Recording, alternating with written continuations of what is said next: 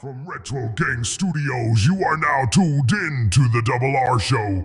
Ladies and gentlemen, let's hear a round of applause for your host, Retro Recap. Welcome in, everybody, to a Double R Show. Welcome into the Double R Show, everybody. Welcome into the Double R Show, featuring your boy Double R, where everything here is raw and real. This is your boy Retro Recap. Sound the horn. Sound the horn. Welcome in, everybody. Hope everybody's feeling wonderful, feeling amazing. We have an amazing show to talk about today. We're going to be talking about everything cable and streaming service. We're going to be talking about the different cable providers. We're going to be talking about the different streaming services. We're going to be talking about my personal background working in a cable company. For those who didn't know, I used to work for Xfinity. So I'm going to give you a little ins and outs about why I feel people are not buying subscriptions anymore for cable packages. Back in the day, we had pay-per-views, right? Do we even hear about those no more? Why is that? We're gonna be taking your calls, right? So you guys get to chime in and let me know how you feel.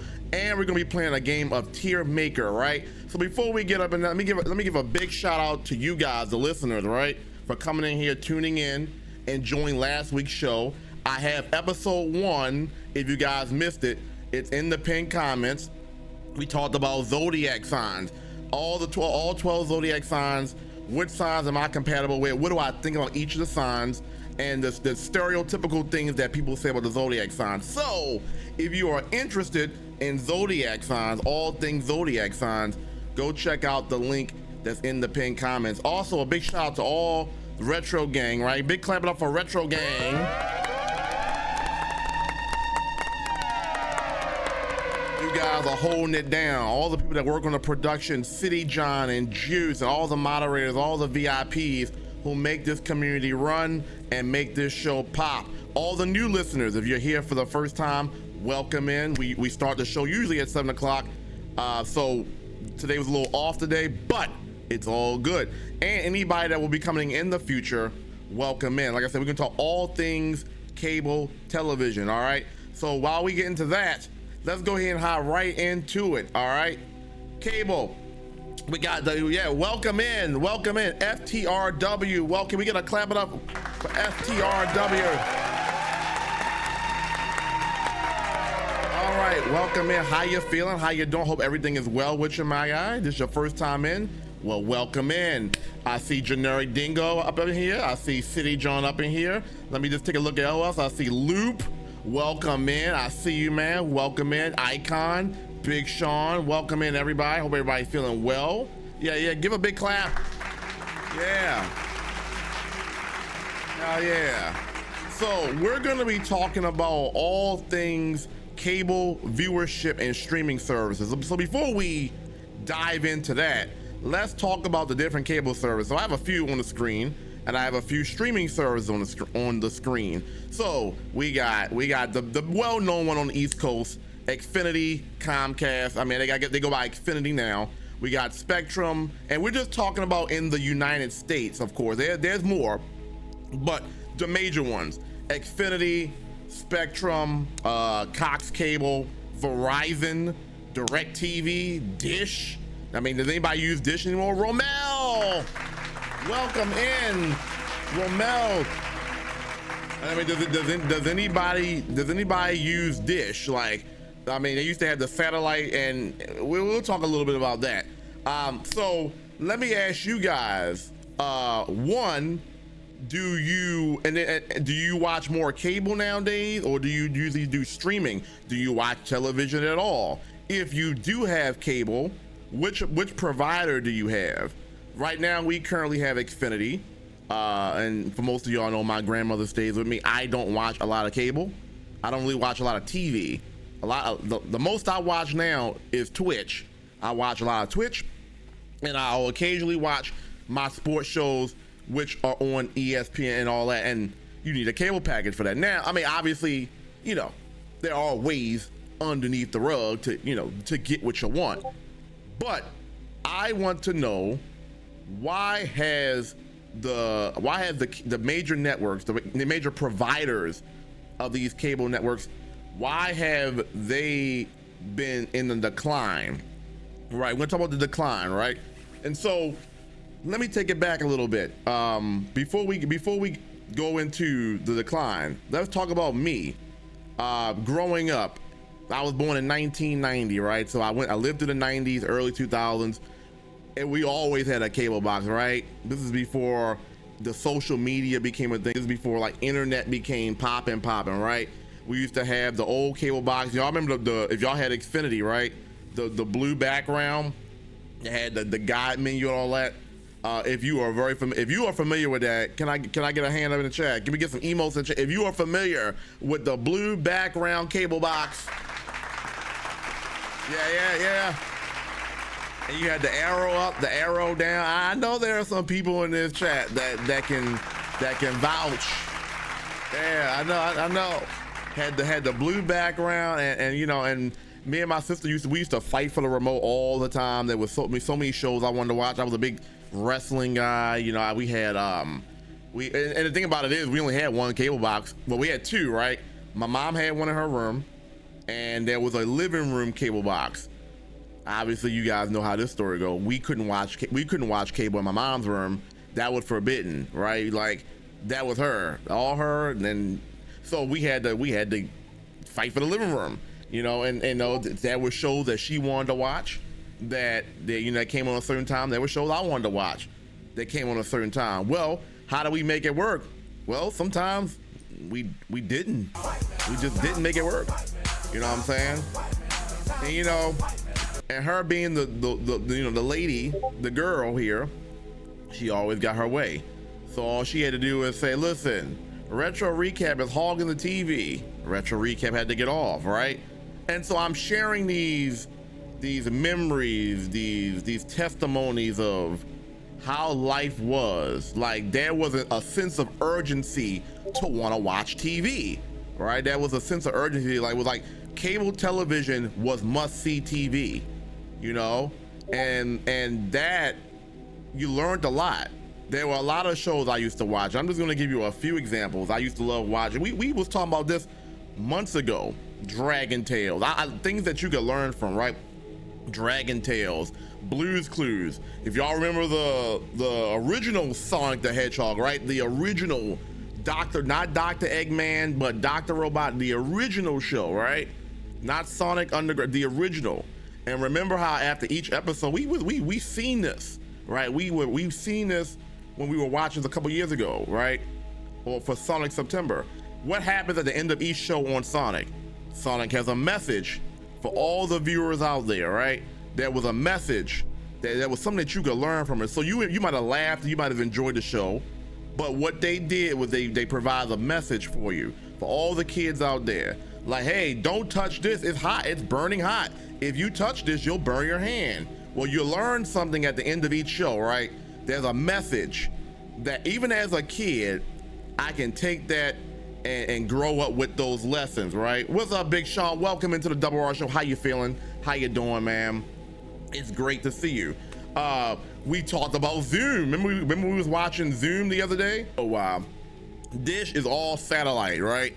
So it's a satellite dish that goes on at the back, maybe in the front of your house, the front of your apartment, or the back, right? And what happens? Well, I had some internet issues today, right? So think about Dish, all satellite. If it rains, if it storms, you got nothing to watch. It was all, because it was outside based, the elements played a factor in it. And that was one of the reasons why we didn't keep Dish, because back then, even more so than now, it used to rain a lot. It used to storm a lot, right? And so, you know, Dish wasn't it. Now, what was the selling point for having Dish cable? Well, Dish satellite TV, it was cheap, right? Xfinity always been pricey. Comcast always been pricey, right? And so the main selling point of Dish is that it was cheaper. Okay, well, it's cheaper, but what's the drawback? Well, you gotta deal with the elements, and then you gotta ask yourself, is it worth it? Is it worth it, man? Did the stream disconnect? I'm sorry. Are we live? Are we still live on the Double R Show?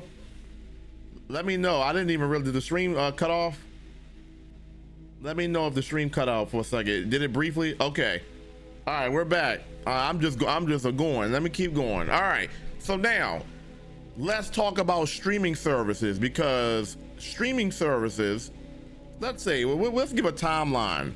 Streaming services came around early 2010s, right? We had some streaming service. Now we got everything. We got YouTube TV, we got Netflix, the popular one Netflix, we got Paramount Plus, we got Peacock, we got HBO Max, we got all these different streaming services. Now, I asked at the beginning of the show, how many of you guys use cable still? How many of you guys use the streaming networks? How many of you guys use a combination of both? Right now, I just gave you an idea of what cable was for me. Now it's crazy because I've adapted with the times. I'm not a big cable guy either. Like, it's crazy how as a kid I was always watching cable because cable was king, right? Cable was king. Now, as I got older and we're in this digital internet world vibes, I don't watch much TV at all. Like I said, I'm watching people on Twitch. I'm watching my peoples make content. I'm more into that homegrown stuff. You know what I'm saying? A lot of the people that you see on TV, yeah, you might can learn something from anybody, right? But I want to watch my own people make their own content. I love that homegrown shit. You know what I mean? Do we have any homegrown people up in this bitch, man? You know what I'm saying? Who's listening right now? The Double R Show episode 2. Love that homegrown shit. I love to be able to cut the platform on and see somebody I know I can engage with and talk with. That appeals to me more than maybe somebody on TV that I can't really relate with. There's got to be a connection piece here. I got to be able to connect with what I'm watching, right? And so if I'm not learning anything from it, then there's a connection gone because I can't actually physically engage with the person I'm watching. And so for me, I've changed with the times, right? I am more of a let me see what my people's doing, homegrown content. This is where it's at.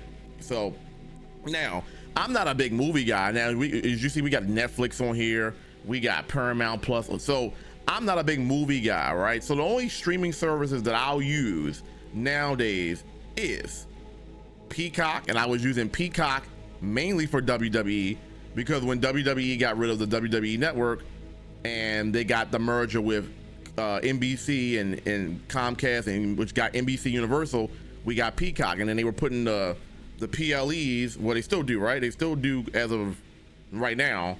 They're putting the PLEs on Peacock. So that was a reason why I used to use Netflix. I've had Netflix subscriptions, and I'll talk more about that because I used to work for Xfinity, and there was perks to be able to get Netflix a little bit of a discount. So I've used Netflix. I've tried, maybe not for movies. Oh, Chicken Seconds, thank you for the sub. Chicken Seconds, clap it up for Chicken Seconds. Welcome into the Double R Show, baby. Thank you for the 35 months. I appreciate that.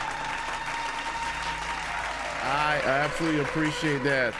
Thank you, baby. We're gonna spice this up a little bit. But thank you, Chicken Seconds. Hope you're doing well. Welcome to the episode number 2. We're talking all things cable and streaming services, right? And so we're gonna talk about the decline. And I'm giving you guys a little bit of a background of when I was younger, how cable was the prominent thing, and now as we've drifted 25, almost 30 years of this now, where you don't really see a lot of people investing in cable television no more. So that's what we're talking about. Welcome in. I appreciate that. Yeah, I did say subscription, and you were right on cue. Right on cue.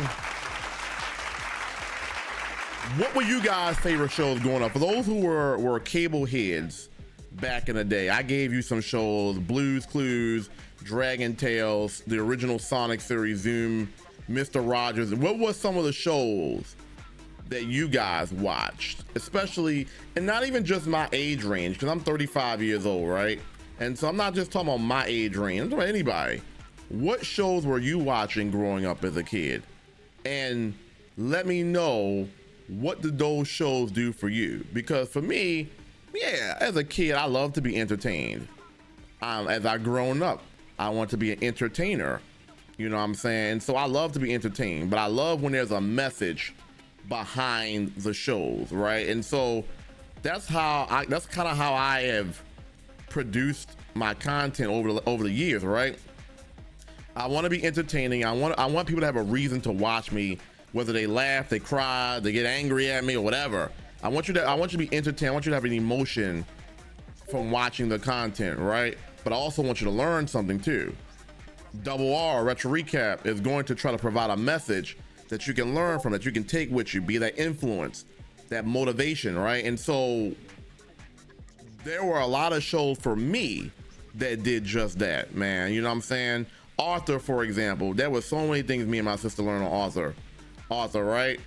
How to engage with friends. What do you do if one of your classmates is having a bad day and they're treating you wrong? You know what I'm saying? Do you fight fire with fire, or do you kill, or do you provide kindness in those moments? You learn things. You learn about going to school, right? Waking up, going to school, eating lunch with your friends. You learn so many lessons back then. Welcome in. Thank you for the follow. I appreciate that. Disney Channel. I'm saying Disney Channel from the late 90s. Okay. Yes. My sister was a big Disney person too. And it's crazy. I'm not a big Disney guy at all. You know what I'm saying? You love your good game show. You know me. Price is Right. We talk about we Press Your Luck, Family Feud.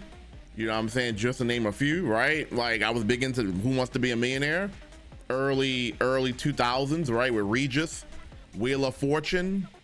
You know, I was a big Jeopardy guy even as a kid. And I think the guy, oh, we got another sub coming in. Thank you for the sub. Wavy. What is that? Wavy Why? Oh, Wavy Why? Thank you for chiming in on the Double R show. How you doing? How you feeling with the 45 months? Wavy Why? Thank you so much, man. We are talking all things cable, which you're very familiar with, right? And we'll talk about that in our next segment. My connection with Xfinity, which is also how I met Wavy Y. You know what I'm saying? It's also how I met Wavy. Clap it up for Wavy Y. Right? That's why I bet one of my favorite people, not just on Twitch, but just one of my favorite people in general. So Xfinity did offer me some good things because I bet Wavy Y. We'll talk, like I said, we'll talk more about that. And thank you. We had a poll. What do you guys watch more? Do you guys? So we're talking about streaming services versus cable, the decline of cable, right? And so, what do you watch more now, cable or streaming? Back when you were a kid, what were some cable television shows you used to watch, if you watch cable? And even now, streaming services. If you watch streaming services, what do you usually use it for? I've had ESPN Plus because they had NFL Primetime with geez, I can't Boomer, I can't think of the guy. I can't think of it. I'm drawing a blank. But NFL Primetime used to be on ESPN, and then they made it a paid subscription. You had to go through ESPN Plus to get Primetime. And if anybody knows anything about the sports, right? They know that NFL Primetime is top-notch NFL coverage, right? And analysis, right? And so you're not going to be able to get that with the regular shows. The regular shows are cool. You know, you got your First Take, you know, with Stephen A. Smith. And Stephen A. Smith is kind of like dominated ESPN. Oh, Jews with the 45 months. Jews! Give it up for Jews, everybody! On the Double R show, 45 months for Jews! Hell yeah! Thank you so much, Juice, for the 45 months. Hope you're doing good. We are going to be taking calls too, by the way. All right. We'll be taking your calls. So if you want to chime in and give your thoughts about any of the stuff that I'm talking about today in this show, all you got to do is hit the purple call button. It's on your screen. You just call into the show and we'll get your thoughts, all right? And I know there's some people in the chat that got a lot to say about this, right? Because we can all connect in some way, shape, or form, no matter how old you are, with cable television and now more so prominent, the streaming services. Everybody, we're using a streaming service right now. We're using Twitch, right? Everybody does or invests their time in a little bit of streaming. Now, cable, I can't speak for everybody, right? Because cable, as we'll talk about, doesn't appeal to everybody anymore, right? So getting back to what I use, I've used ESPN Plus for prime time. I've dibbled and dabbled with YouTube TV. I've used Crunchyroll more so. I'm not a big anime guy, but I've used Crunchyroll for when I wanted to get back into Bleach and Dragon Ball Z. You know, I got a lot of people in the chat telling me to invest in Naruto, which I have been getting into Naruto. Shout out to a few of y'all, Sosa and a few of y'all that have told me to dibble and dabble into the Naruto. There's so many lessons you can learn, and I've got into that, and I've watched the first couple episodes, and I'm like, yeah, I can see the lessons that you learn while watching Naruto, and I'm heavily invested because I can learn something from it. And I just want to, and that's kind of what I want to do with my content. Just a little side note here is, like, when I'm producing content, I want to be able to say or feel like the viewer, the listener, is getting something from watching this, right? There's an investment level. You invest your time into watching this show, watching Double R. In turn, I want to be able to give you something back that when this stream is over, you can say, okay, I learned something. I got something out of this. I was entertained, right? We just don't want to be watching content just for the sake of watching content, right? With no being able to get anything out of it, right? Thank you guys for the hype train. I appreciate that. All right, I really appreciate that hype train. You guys are absolutely fantastic, man. So let me know what you guys watch, streaming services wise. Why do you watch it? What do you watch on there? What does it do for you? Okay. All right. So let me know in the chat. And so just as a recap for this first segment, we talked about the different cable providers. We talked about Dish. DirecTV is a provider. I know my aunt, she was a big DirecTV person. When we used to go to my cousin's house, that was the one big thing. That was the one big thing about going to my cousin's house, is that we always had Xfinity and they always had DirecTV. And it was like, the interface is not the same. If you are a old school blue background guy like me for Xfinity, you know what I'm saying, and you got so accustomed to that, and then you go over your people's house and they got DirecTV, it's like, okay, the channels aren't the same number, the layout's different. This is just not it. You know what I'm saying? This is just not it. And so that was a thing. And same thing when they would come over here. You know what I'm saying? They was like, oh, you got Xfinity. I want to watch Disney Channel. Oh, well, Disney Channel not the same number on DirecTV as it is Xfinity. Vice versa, right? I want to watch Spike TV. Oh, well, Spike TV on this, I think it was back in the day on, I think it was like channel 55. It was channel 50 something back in the day. For those who remember Spike TV, Adult Swim, you know, for those who remember those time frames, you go to DirecTV, it's not, the remote's different, right? Everything's different. You know what I'm saying? Verizon, we've dibbled and dabbled with Verizon, or I've known people that have had Verizon. I know back in the day, their internet service was really, at least here, was really slow internet. You're right. And I guess nothing is nowhere near compared to the speeds that we're getting now. But if you have Verizon cable and didn't have Fios internet, let's just say, we're going to say a special prayer for you, because their internet was different. You want to talk about dial-up internet. Talk about early 2000s Verizon internet. All right. And so I know we're talking about cable, but the internet was different. So Xfinity, at least for me, always was the mainstay for quality television and quality internet.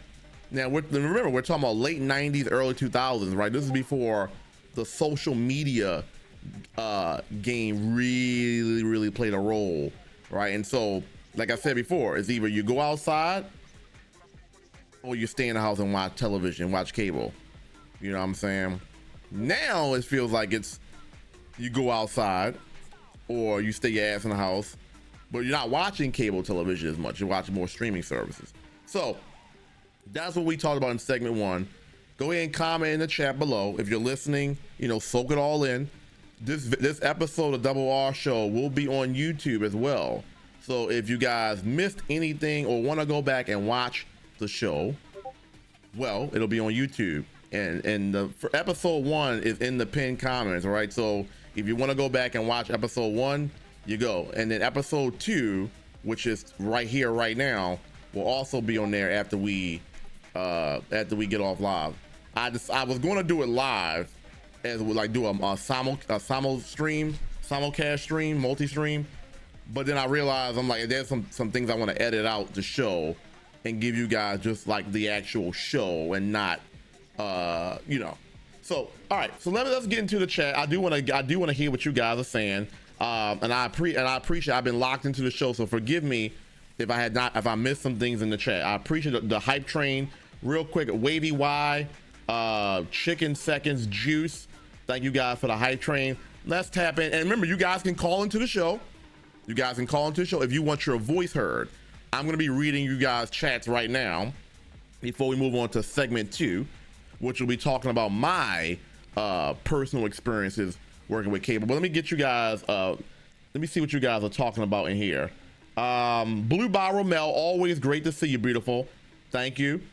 You love Game Show Network. Yeah, and that's part of the reason why I want to do game shows in real life, right? Is because it was something I could relate with as a kid. I just ran down all the game shows I used to watch back in the day, right? And so, you know, that always stuck with me. Wheel of Fortune, Millionaire, Family Feud, as I mentioned, you know what I'm saying? We even been playing Pressure Luck on Gaggle, right? Those are Price is Right, right? And so, you know, the one thing that I love about retro is that's a different vibe and feel compared to now. You know, I was a big WWE guy back in the day. Like I said, Raw was on Spike TV. If anybody remembers that, you can drop an email in the chat. Raw was on Spike TV, right? They just don't do television. They just don't do content like they used to anymore. And I understand times change, right? But television is just not the same as it used to be anymore. And that sucks. Because I feel like television was done right back in the day. Matter of fact, shout out to Chicken Seconds in the chat. She was the one who told us about the retro commercials. Remember the retro commercials? That page on Twitch, the retro commercials, where it shows all things nostalgic retro commercials. I love stuff like that, right? Because they don't make commercials like that anymore. We were here early in the year for the Super Bowl, right? And we were talking about the commercials. The commercials that they do now, at least the production of it, is not the same as they used to do back in the day. You know what I'm saying? I'm not saying it's right or wrong. It's just all personal preference. They just did things differently back in the 90s, early 2000s. If you want to take it even further back than that, the 80s, right? I wasn't born in the 80s, but they did things differently in the 80s. All right, let's see what you guys are saying. Great to see you, Wavy Wide Juice, Chicken Seconds, City John, all you guys. Welcome in. Let's see what you guys are talking about. All things cable and streaming service. Yep, tap that call-in button to call into the show. You know, I would love to hear your thoughts. The call-ins will be on one of the last segments that we do. So we got about 2 more segments that we do before we're going to get into the calls, right? And so I feel like I like cable so much because of the nostalgia and it being with what I grew up with. But using only streaming services right now, I've been good. Yeah, I agree. And I feel like, now I don't know. I don't have children. I don't really keep up with children's shows. I mean, we'll talk more about this in the next segment. But I feel like the shows for the children are even different now, right? Like I feel like they just don't have to, like, you know, every once in a while I'll scroll across a channel. Matter of fact, like I said, when I used to work for Xfinity, we used to have to put the channels on for the kids, right? And I used to sit there, I'm like, these children's shows are just not the same anymore. This is not it. Now I don't know if I'm saying it because I got older and there's a different, it's coming from a different lens, right? I'm older now, so it's like maybe I don't view kids TV the same as if when I was a kid, or is it just simply that they don't make the television with the same message, the same principles? Like I feel like there's core principles that kids should be getting out of these shows: how to talk to people, how to be respectful, how to be loyal. You know what I'm saying? The importance of going to school, the importance of learning something in school, right? Engagement with friends and treating your parents with respect, right? And I feel like those core principles that we learned as kids growing up, those are not the principles that are being taught nowadays. And that's a whole nother segment that we will get into, but just makes you wonder, you know what I'm saying? Are these kids getting the proper learning principles at that age to when they grow up to be able to be prosperous and be able to engage in this earth, this life, you know what I'm saying? And so that's what it comes down to. I appreciate that, C. John, and that's the same thing with me. I'm using streaming services right now as well. We had DirecTV back in the day. Okay. Yeah, it's not the same. DirecTV, Xfinity, not the same. And you know, Baltimore, I know I don't have the numbers per se, but I can tell you from working, Baltimore is a predominantly Xfinity city. You know, a lot of people don't use DirecTV. You know what I'm saying? People may use Verizon, but no one uses Dish. No one uses Dish. You know what I'm saying? No one uses Dish. It's very rare. If you see somebody with Dish, that's like 5 to 10% of the people in this city use Dish, and I might even be generous with the 10%. AOL just closed their dial-up. Hell, oh my goodness! Anybody remember the AOL days? The AOL days were something. Like, I mean, they were just, I don't know. It's just at the time it was like, all right, you know, that's all we knew, right? But then you know, we fast forward to now, and you get the 1 gigabyte speed, the 2 gigabyte speeds, and it's like everything is quick. You're right, everything's quick. You appreciate those days of the AOL loading up, and you hear a little sound. You know what I'm saying? And it's got to do its 2-minute process before it does anything. You know what I'm saying? You enjoy those days. Now, do I want to go back to those days? Hell no. Hell no, I don't want to go back to those days. But there's a level of appreciation that I have. You know what I'm saying? Part of the reason why I appreciate internet as much as I do now is because of the AOL days.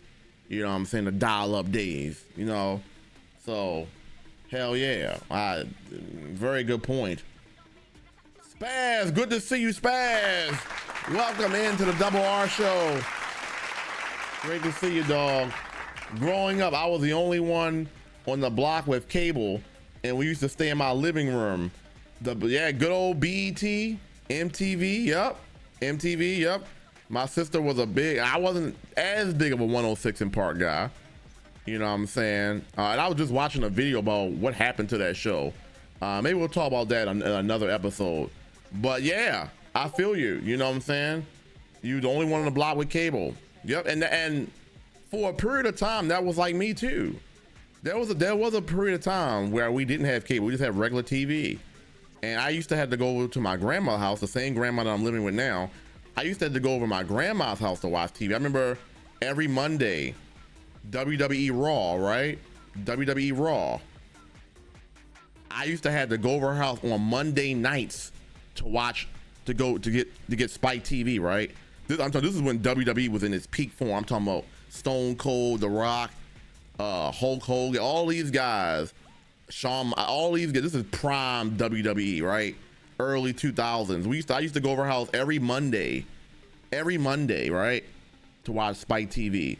That's how much cable meant to me, and that's how much wrestling. You know what I'm saying? So, you know, It was like that. And then we eventually got cable, and then I didn't have to do that as much anymore. But you learn to appreciate those kind of things. You learn more, you appreciate more when you don't have something.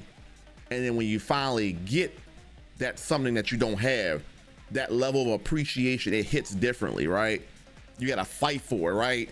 And we're jumping subjects, but I think that's part of the reason why things are what they are now. Everything is easily available, right? Everything is easily given and available. You know, those times of having no cable and having just regular TV. And then when you finally get the cable, there's a big appreciation for it because, you know, there were times in middle school, this was like during middle school time, where all my classmates had cable, and they used to talk about what used to happen on Monday Night Raw and this, and I'm like, I can't really engage because we got is local TV, you know what I'm saying? And that, when we finally did get cable television, I feel like I could fit in or join the conversations. You know, it was different back then because everybody's talking about what happened on this episode, and I miss those days. Even though I might have not been knowing what was going on, I missed the table talk. I missed the table talk at lunchtime, you feel me? Talking about what happened on this episode of this and what episode of that. And it's that table talk, you know what I'm saying? Lunch felt good. It wasn't just, you know, eating and whatever. It was actually having legit table talk about what happened on TV. I miss those days, even if I couldn't relate. You know, there were some I could relate because we had local TV, and you know, there was some good stuff that came on local television. But everybody knows all the meat and potatoes came from cable. You know what I'm saying? So I miss those days. 12 o'clock lunch, 1 o'clock lunch. No, we didn't have a 1 o'clock. We had 12 o'clock lunch. 11:45 lunch into 12. Table talk. What happened on this episode of this and what happened on that? Oh, did you see that Pokemon episode? Oh, yo, did you see that you know what I'm saying? It's a different world we live in. And yes, I'm having a nostalgia flashback, a retro flashback.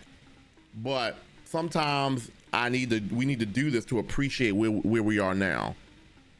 You know, and we'll talk later in the show. Will a time frame like this ever come back? You know what I'm saying? I think what we're talking about maybe it, you know what I'm saying? Will we ever see this kind of vibe ever return?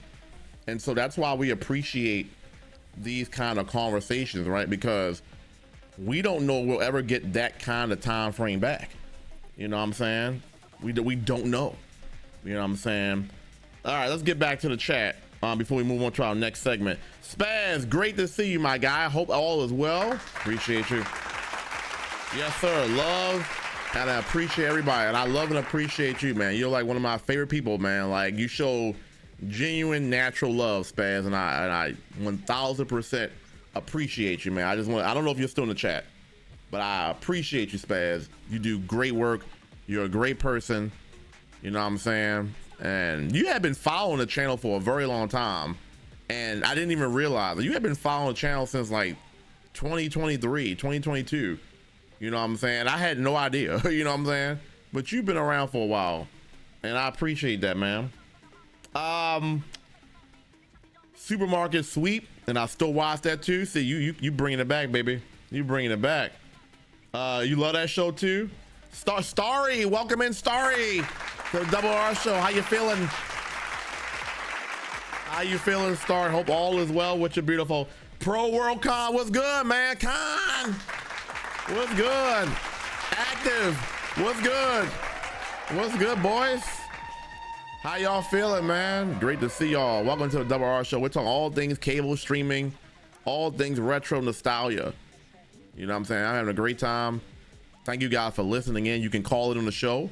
Like I said, there's a purple button if you want to chime in and give me your thoughts on anything that we're talking about. You know what I'm saying? And Khan, I see you in the chat, bro. We got a special promo from Khan coming up in the segment after next. So shout out to you. You feel me? Starry, great to see you. You said who uses Dish? That's a good point. No one, yeah, right. And it wasn't that many people using Dish back when Dish was Dish. You know what I'm saying? Like, what is the incentive of using Dish Network? There's more consequences than pros. You know what I'm saying? There's more cons than pros, right? And so you know, other than the fact that they're always pretty cheap in price, I think that's the selling point, right? That's the selling point, is that in the day and age we live in, where everything's inflation, a cheaper price may be the make or break. You know what I'm saying? But if you're just talking about like on merit of what it offers in the downside, there's more downs than ups.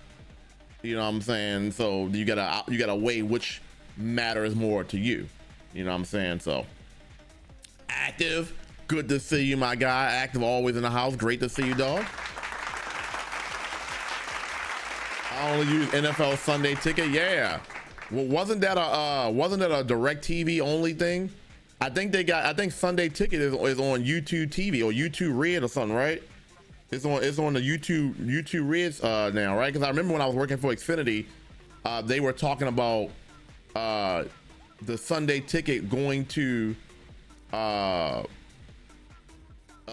direct TV, and that was the one thing I used to hate, bro. That was the one thing I used to hate. This wasn't really as a kid. This is more so as I was getting older in the college days, right? You couldn't get Sunday Ticket on Xfinity. It was an exclusive only to DirecTV, and I used to hate that. And I was a big football guy too, you're right. So I want to be able to watch all the games, and they had an exclusive deal only for DirecTV, meaning if you don't have DirecTV, you can't get the whole NFL Sunday games package. And that was a bummer for me, because when I was in college, and even like I said before, we've always had Xfinity, so I've never been able to take advantage of the Sunday Ticket package. I dodged the dial-up, man. Hell yeah, I'm happy for you, man, because dial-up was not it, man. But like I said, there's still an appreciation for it. There's still an appreciation for dial-up, because it reminds us, for me specifically, where we came from, right? But you dodged the bullet, because yeah, them dial-up days was, yeah, because everything now is instant and quick. So it's like, you know, people forget about the days where you had to literally wait to do anything with your internet. You know what I'm saying? You said because he's from the Stone Age. Oh man, yeah. Welcome in, Juice. I see you. Let's see. A ghost has entered the chat. Bruce, what's going on, Bruce? What's going on, man?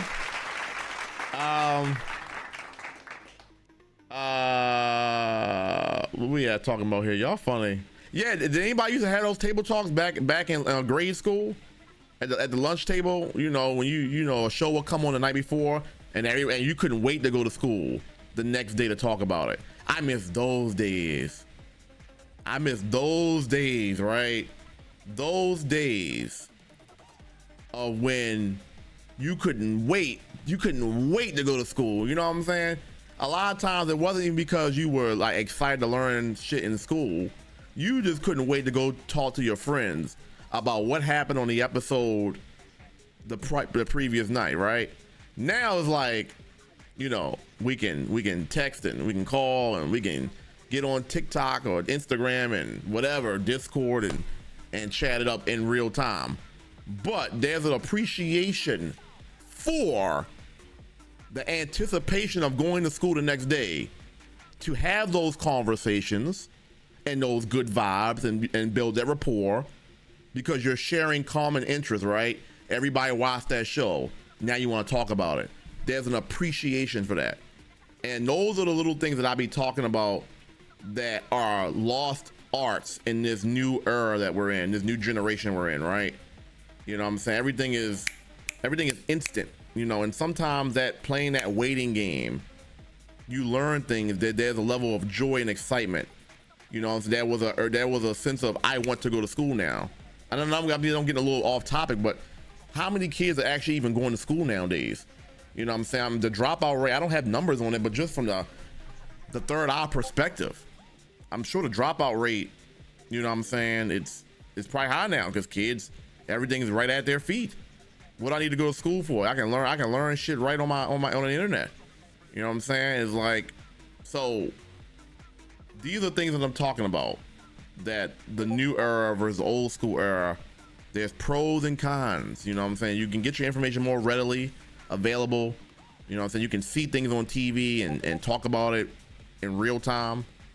You know what I'm saying? Back in the day, I used to have to call my friends on the phone. If we watching WWE SmackDown, you know, and that's and SmackDown used to go up at 10 o'clock, right? So I would always be able to get on the phone.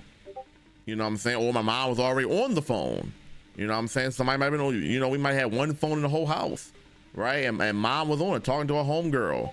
You know what I'm saying? So I can't even chat with the boys about what happened on SmackDown because mom on the phone. You know what I'm saying? There's an appreciation for that kind of stuff. You know what I'm saying? As my Discord alerts are going crazy right now. Laugh my ass off. He was talking about cable. Well, yeah, I'm talking all things cable. Yeah, I think Active got a different mindset. I just follow wherever Sunday ticket. Yeah, I love football too, Active, and that's why I fuck with you, because you have a deep passion for sports, football. And I love that, man. I absolutely love that. And so yeah, NFL Sunday ticket. Yeah, you just go where it's at, man. You just go where it's at. And so, you know, I don't know how much they're running for nowadays. I know that was always the killer part. Is what is NFL Sunday ticket pricing going to be? You get all the games, you can watch it simultaneously. You know what I'm saying? What's the value for that in this day and age? I don't know what it's running for. Maybe you can tell me. Like, how much are they charging for that now? Reddit, yep. I feel you. I feel the shift. Yeah, absolutely. It's been a big shift. Oh my God, calling my friends on the phone to watch the prompt. Yeah, hell yeah, hell yeah. You know, if the phone was available, you know what I'm saying? So, like I said, in my household, you know, I may watch a show on TV and I may want to go chat with the boys or girls about the show, and I wasn't able to do it. So we had to wait till the next day in first period class, whatever that 8 o'clock, 8:10 class was. I think well, we used to get to school at 7:45, and then we would lounge before 8 o'clock. Then we go to that first class. So in that little 15-minute window, we having table talk, and then at lunchtime we're having table talk about what happened on the shows the night before, you know. And I don't know. It's just I miss those days. Obviously, we're older now, and you know, it's not the same anymore. And so I've learned to have more of an appreciation for that kind of stuff. You know what I'm saying? We may never get those times back. And given the way things are advancing, we probably won't.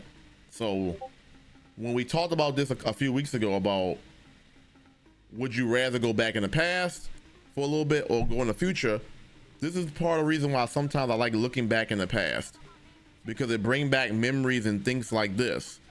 You know, it reminds me of where we came from, where we were, where we came from, you know what I'm saying, and where we're at now.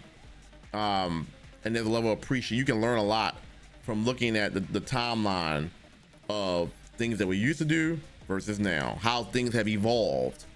And so it's fun for me to look back on that kind of stuff. I'm a retro nostalgia guy.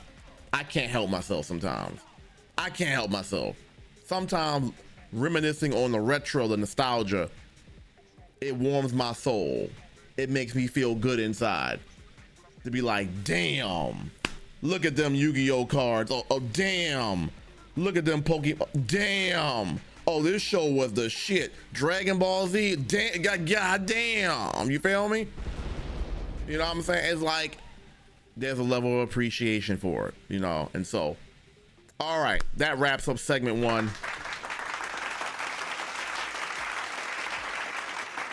On our next segment, we're going to be talking about all personal experiences. Me working at Xfinity, what I've learned, why are customers not buying cable anymore? What is the reason why subscriptions are down? We're going to talk a little bit about that. I'll talk about how I'm at Wavy Y a little bit as well, to give you guys a little bit of context. So we're going to go ahead and run our promotions. We got some promos, and then we're going to get into the next segment. So with that being said, we'll be right back. And here we go. Yeah, thank you. T-Walls, welcome in. Oh, with the raid. Welcome to the Double R Show. T-Walls, welcome in all Raiders. Welcome in all Raiders to the Double R Show. We're talking all things cable, man. Welcome in. Hope everybody's feeling good, feeling great. Rona Code, welcome in.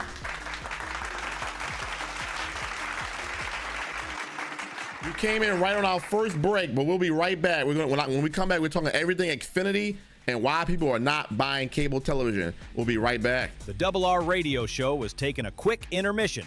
In the meantime, grab some water, ganja, popcorn, and whatever else you need, and let me provide the things you need to know.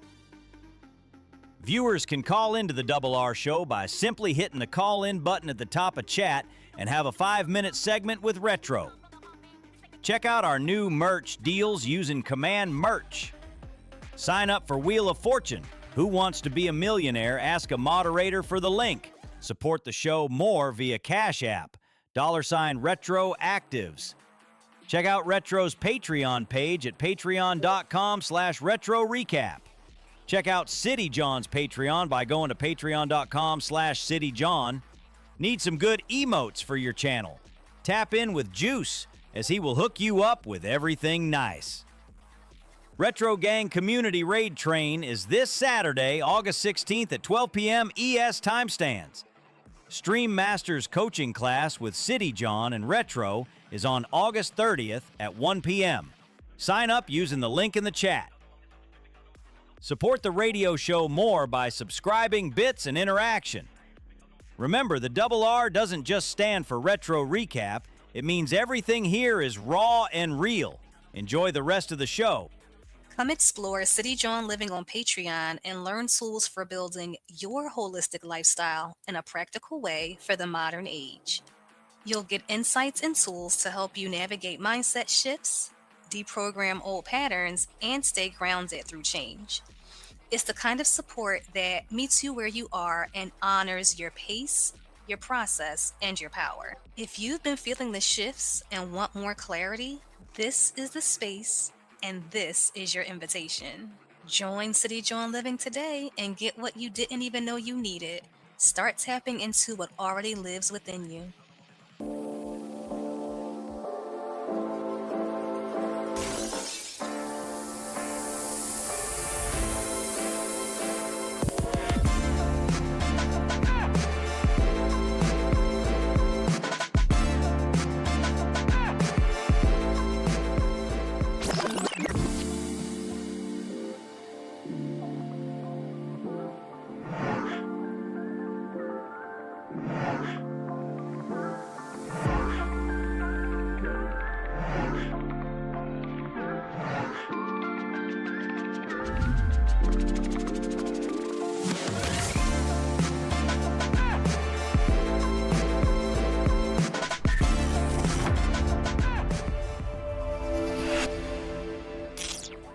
Alrighty, we are back live on the Double R Show. Before we get into our next topic, I do want to welcome in all the Raiders from the T-Walls raid. Can we get a clap it up for those guys? Thank you so much. T-Walls, I hope you had an amazing stream. Rona Cole, welcome in. Hope you, thank you, welcome everybody. We're talking all things cable networks and streaming services, the decline of cable and the advancement of streaming services. Hope you had a great stream. T-Walls, you know what I'm saying, my guy, always love. And by the way, real quick, just a side note for T-Walls and everybody, we are going to be doing our Sonic September. We've been doing Sonic September for like the last 3 or 4 years now, where we dedicate the month of September to all Sonic content.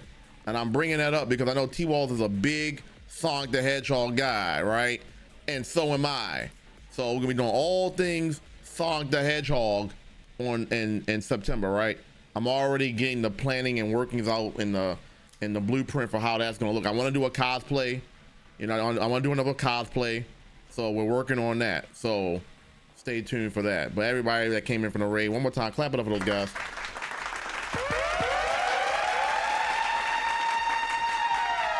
All right, yeah, T-Walls is a big W. If you guys aren't following him, go do so. All right, go do so. T-Walls is all in the bag of chips. All right, let's get into the fun stuff. We're talking about cable, right? We're talking about cable and we're talking about streaming services. Okay, let me give you guys a little bit of a background of me. All right, so I have personal experience with working with one of the cable networks, right? And that is Comcast. Now they go by the brand name Xfinity. I got a job there. I actually fun fact, I actually applied to Xfinity back in like 2013, or was it 2012, 2013, and they declined my application. Right? I guess at that time it wasn't meant for me at that time. So I had a coworker that used to work for Best Buy at the time. I was working at Best Buy, and she was like, and then she eventually left Best Buy to go work for Comcast, and she was like, Retro, yo, I'm making so much money here. I'm making almost triple the money I'm making here at Best Buy. Even with my commission, I'm still making triple the money. I'm like, for real? Hell yeah. So she was like, yeah, you should apply. I said, I did before and I didn't get it. And she was like, well, you should apply again. So I applied again. Right. And so this time I got it.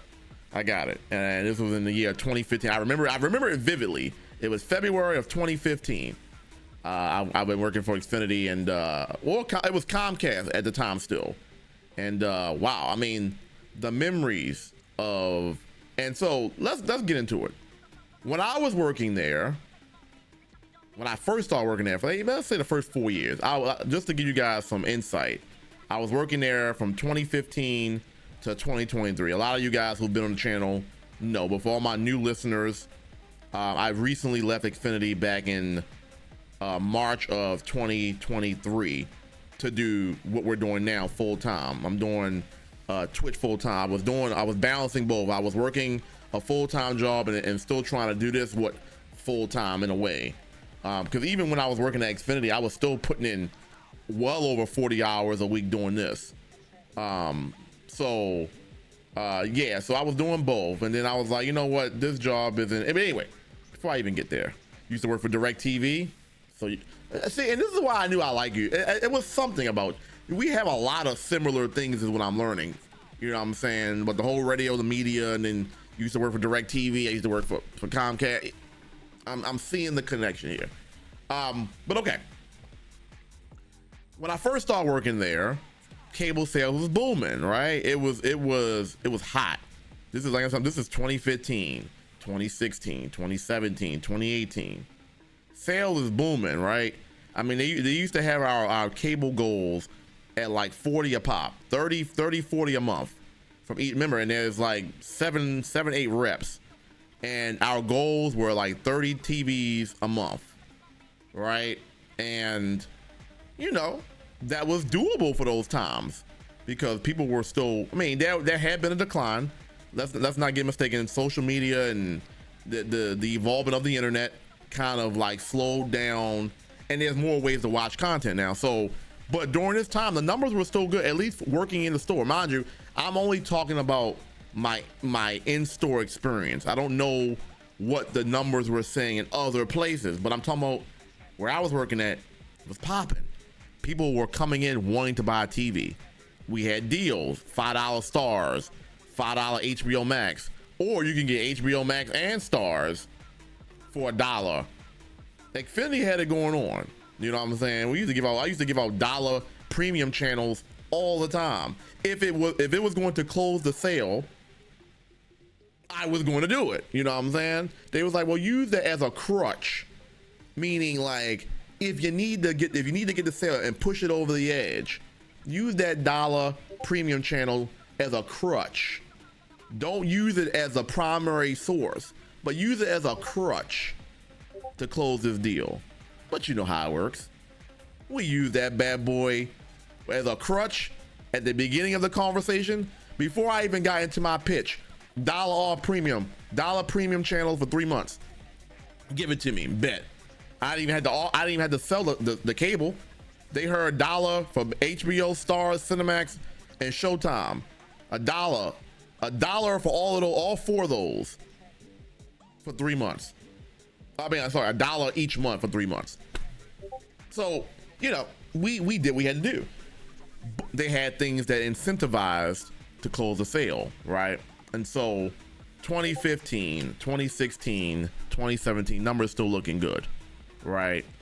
And then right before COVID, I started noticing, and you know there's a decline when your goals go down. So remember, I was just mentioning the numbers were looking like $30 a month for each rep. Mind you, we have 7, 8 reps, and as time is going, we're getting more reps. So obviously, more reps is going to cut the goal down. But then the TV goals start getting 20, 15, 10. And I'm jumping the gun here, but the last couple of years I was there, our TV, you can ask Wavy, and I'll get into the Wavy story in a second. But you can ask Wavy why. Our TV goals at one point were like 10. I'm like, wow. I remember when I was working, they had our goals 35, 30 a month. What's going on here? But then you realize people weren't buying it.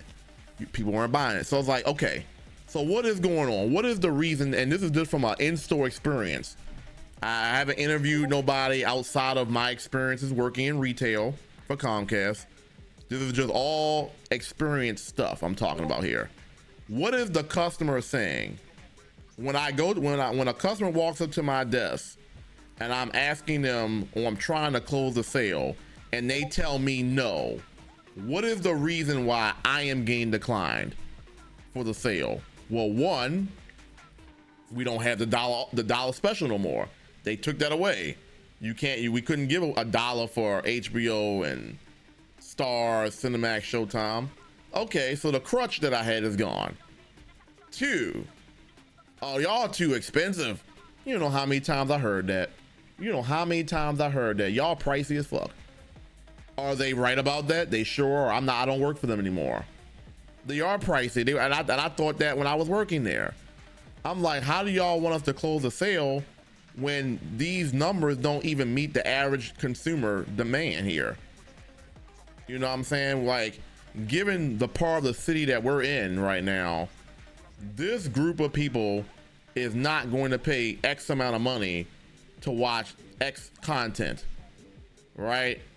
And so there's the confliction. It wasn't always about the money.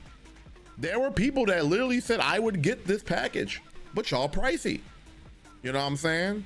And then for people that had back bills at that time, you weren't allowed to renew your service until you paid the back bill. You know what I'm saying? And then you had to pay a deposit. So it's like, okay, I owe y'all, I had y'all, I was loyal for all these years. I got into a little pickle, my bill got behind, y'all cut me off. I gotta pay that, and I gotta pay a deposit because I showed that I couldn't pay it. Even though the first 15 years of this, I was very loyal. Year 16, all of a sudden, I run into hardship and I can't pay the bill no more. So you're gonna overlook the 15 years and you're gonna focus on just the one. So now I gotta give y'all extra money up front because of 1 year or 1 month out of 15 years. So a lot of people didn't want to do that because they felt like, well, I've been loyal to y'all for all these, and this is why I always talk about how big loyalty is, right? And loyalty is a two-way street. We joke about this in the chat sometimes, one-way love. But loyalty in reference to two people, it should be mutual both ways. Loyalty as a consumer to the company and loyalty from the company to the consumer, right? And so if I've given you 15 years of dedicated loyalty, why am I being pressed for 1 month, 1 or 2 months of hardship, right? It's not mutual.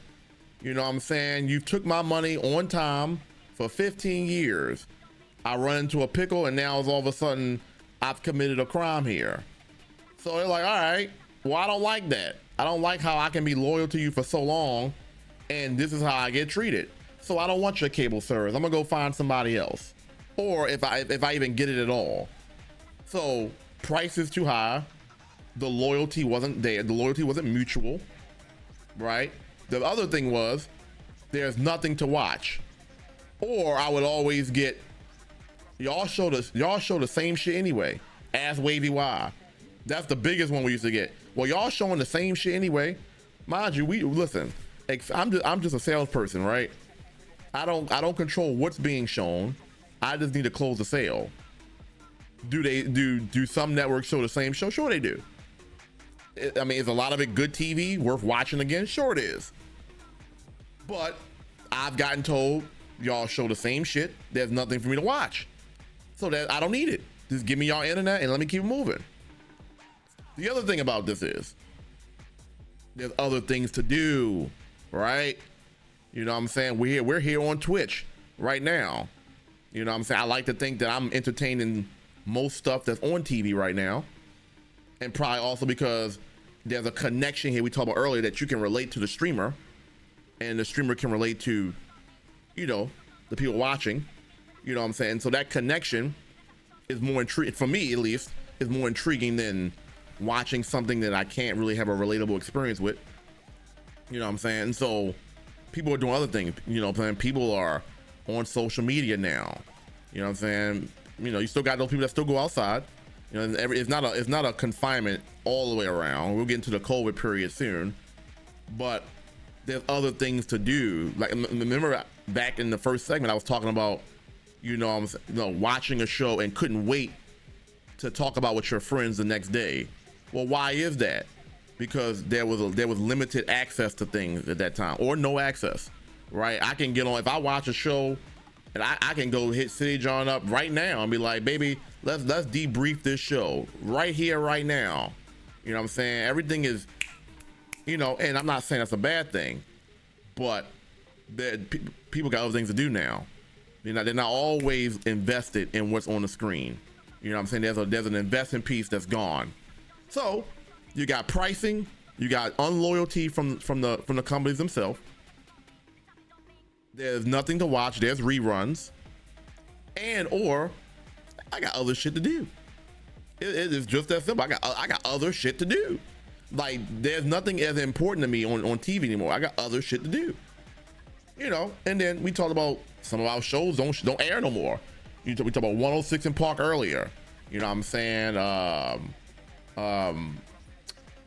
Some of these other shows that just aren't on TV anymore. You know what I'm saying? The quality of content is just not the same. Weirdo! 38 months, Weirdo! Thank you so much. Go to the Double R show. It's your boy Double R. Thank you for the 38 months, and we appreciate that. Weirdo, thank you for the love. Absolutely appreciate you. Thank you so much for that. The other point about this is people just not into propaganda. People just not into drama. You know what I'm saying? Some people have elevated from that point where we're all like, some channels only show nothing but propaganda, drama related shit. Now, just like life, there's a market for everything. There's a market of people that love that kind of shit, drama, reality TV. I'm not one of those guys. There's people that love being invested into the propaganda. I'm not one of those guys, right? You know, and so cable TV offers nothing to me in that regard, because that's not what I'm into. You know, only thing I watch is sports. That's all I watch, actually. That's really all I watch. If I need to go on cable television, it's only to watch sports. That's it. I really don't watch a whole lot of anything. You know what I'm saying? And then what else you got? You got streaming services, and I'm not even talking about the ones on the screen. I'm just talking about basic YouTube. You know what I'm saying? There's other ways of consuming content now. If I nowadays, like me and CJ was talking about this other day. I don't even watch WWE Raw no more. I don't have a Netflix subscription anymore because WWE went from cable television to Netflix, which is another thing. You know what I'm saying? Like more companies and more networks are doing that. They're taking their content off of cable television and putting it on streaming services now. WWE, prime example. You was on cable television. I had the package. I didn't really want the package, but in order to watch and that's another thing. That was another big thing, and Wavy can attest to this. I want to be able to pay and pick for what I want to watch and pay for. You guys got me paying $200 for a package, and there's only 2 channels here that I want to watch. And I can't pick and choose what I want to watch. I've got to pay X amount of dollars. You sell me on the fact that I got 200 channels, but it's only like 2 of them that I really give a damn about. but I gotta give you $200 for 98% of this shit I'm not gonna watch anyway. That's not appealing. So the ability to not be able to pick and choose what you want to pay for and want to watch is a big turnoff. Not just for the new gen, but the old gen. You know how many times I've heard people say, well, why am I paying for shit that I don't even watch? I remember we used to have a channel lineup, and I used to be like, and that used to be my selling point. I used to be like, well, here you got all these wonderful channels you can watch. But then when you really sit there and think about it, just think about that. One human cannot watch 250 channels at one time. It's impossible. It's impossible. Right? It's impossible. So that's not a selling point to the average customer. You right? It sounds good on paper. It sounds good on the channel lineup.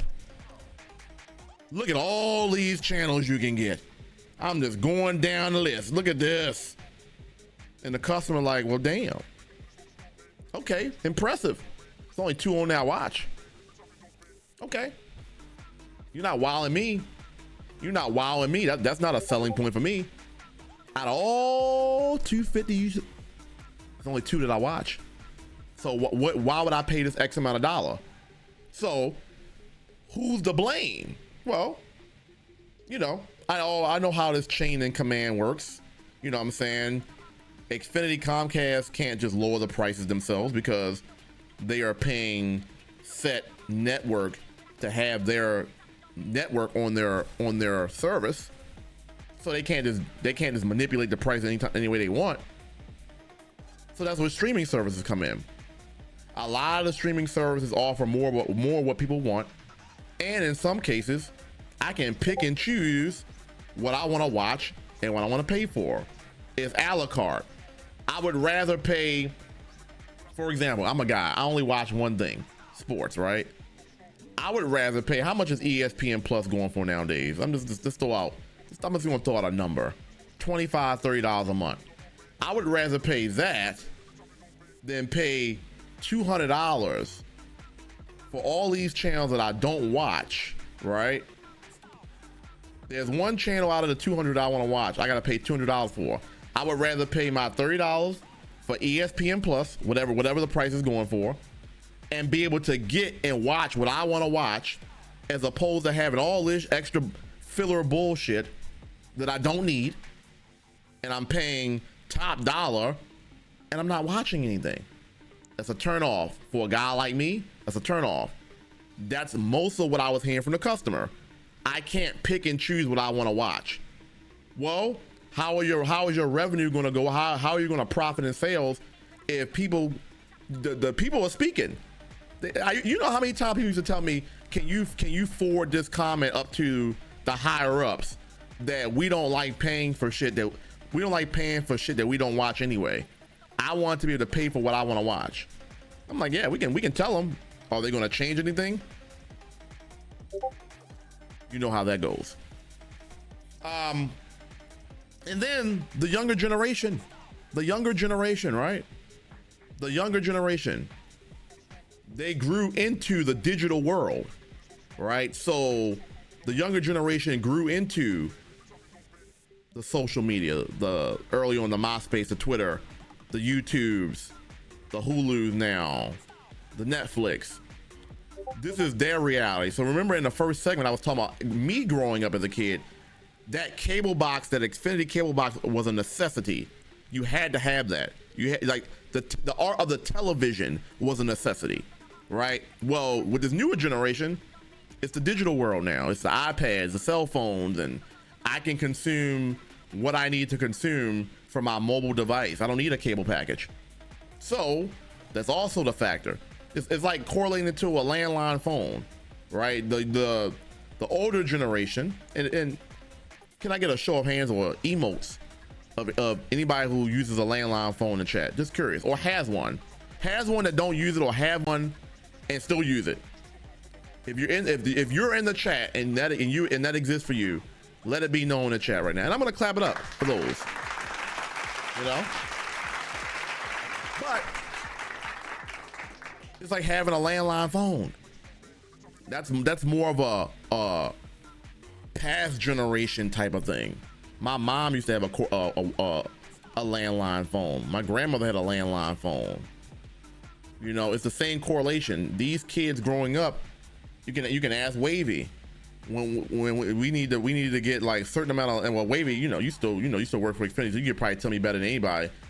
But when you try to offer landline phone to a millennial, they're gonna look at you like you're crazy. Like, retro recap, bro, you're 33, well, I'm 35 now, but at this time you're 30, 31, 32 years old, bro. I'm like 5-6 years younger than you. One of the customers was like, bro, do you have a landline phone? I was like, no, so why should I? And I was like, oh, well, when you put it that way, I mean, it makes sense, but it's my job to offer it to you. Are you 1000% right? Yeah. And there are, I'm sure, situations where a person would need to use one. Sure. But the generations and times have changed. And so when you talk about the death of, or the slow decline of cable, it's just like the landline phone. There's just not a need for it as much. And because there's not as much of a need, that's going to affect your bottom line. It is just as simple as that. People are not investing into this because they don't see the need for it. And because you can go and see this everywhere else. Right? Stilo, welcome into the Double R Show. How you feeling? Clap it up for Stilo. I think my mom still has one. My mom might still have a landline phone. She might have one. I don't even know. We just call her cell phone. I know we don't have a landline phone here. I've never had a need for a landline phone. Even when they always say, well, yeah, if it storms real bad and you can get the landline phone and get the backup battery and all that, just in case and yeah, we've gotten some storms, but knock on wood, but we've never had a storm to that degree where I would need to use a landline phone. Right? And so it's like, that's not really a selling point for me. But I understand people older than me or the generation before me, why that was prominent for them, because times were different back then. It's the same thing with cable. Times have changed. And if your prices are high, the consumer can't pick what they want to watch. Well, how do you expect buy-ins? How do you expect buy-ins if there's really not a big advantage to the buy-in? So that leads me into my next point. Tactics that companies are doing to increase buy-ins. And this is where I would love to have Wavy Wild call in on the show, and maybe he can give us more of some insight. But when I was working there, remember, I'm only talking about my personal experience working at Xfinity. The tactics. Now you're seeing these streaming apps, these streaming services now in the cable box, right? When I was working there, you got Netflix on the cable box now. You got Hulu on the cable box now, right? They had to get a partnership in some way, shape, or form with these companies, because just off of the cable service alone, the numbers were going down. All right, so now we need to do a merger. We need to do a partnership here. We got to start putting some of these streaming services on this cable box to entice people to get the service, right? Okay, well, now you talking about you want to get a Fire Stick, right? Well, no, a Fire Stick can't give you every channel unless you jailbreak it, right? So if that's the case, the selling point is now, okay, you get this cable package, you can also get Netflix that you still got to pay for. You can get Hulu that you still got to pay for. Now, not in every case, you could get the bundle and some of it would be free for whatever. But now you got to get crafty with it, because no one is buying the standalone. So now we got to look at, okay, what is monopolizing and taking over our profits and our bottom lines? Well, the streaming services are fucking up the cable services. Okay, so let's build a partnership and a relationship with this so that we can now get people to buy our packages again by now offering these streaming services on our box. I can go to my box right now. And a lot of the networks that you see on the screen are on my cable box now, right? Matter of fact, all of these networks, all these streaming services, YouTube TV, Netflix, Paramount Plus, HBO Max, Hulu, Prime, Fubo, Apple TV, Peacock, they're all on my cable box now, right? Because you had to do something, right? I mean, does anybody in the chat feel like cable will ever end? Like, do you think there will be a complete death? Right now, this is like a slow death. Do you feel like there is a complete death? Will there ever be a renaissance? Will there ever be a renaissance period where you see cable booming again? Or are those days over?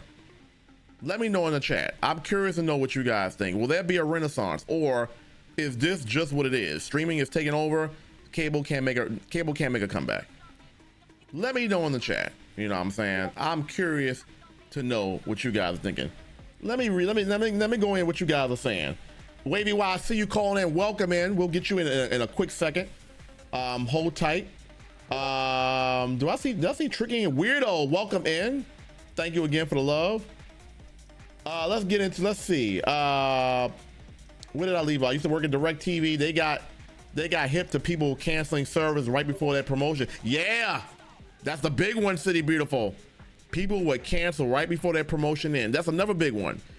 The cable companies would reel you in with the promo package, right? The promo deal, the 2-year deal for $79.99, cable, TV, and internet, right? And then that even after 1 year, after 12 months, that $79, and of course we're not even talking about the box fees, and I'm just talking about Xfinity. We're not talking about the box fees, the equipment fees, all the taxes, surcharge.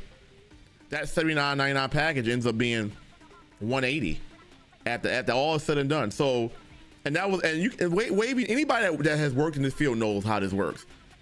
We used to get customers used to get mad at us all the time. Not always mad, but just like frustrated. Well, you told me $79.99, but my bottom line says almost $200. How do we get here? You know, and you got to explain, and it's like, and that can make or break the sale sometimes. Like, I've had customers walk away from me. You told me $79.99 for everything, but the bottom line says $200. You lied to me. And I'm like, well, on principle, I didn't really lie. You know, like Xfinity has all this other stuff, but the price of the service is $79.99. But I had people walk away from me because that's how we were told to market it. You get them hooked in by saying $79.99, right? And so I've had people walk away from my face. I've even told my manager back in the day, I had the deal closed, and then once they saw the bottom line, they was like, nope, I'm gonna go to Dish. I'm gonna go to Verizon, even though Verizon is damn near the same thing almost. But I've had that happen before. So when we talk about the net profit or the net loss here, these are all factors of, at least from my personal experience, why that was happening. Because people couldn't pay for it. You know what I'm saying? People couldn't pay for it. Or it felt like a scam. It's like I'm being scammed. You told me $79.99. That's not what this is. So now the trust is gone now.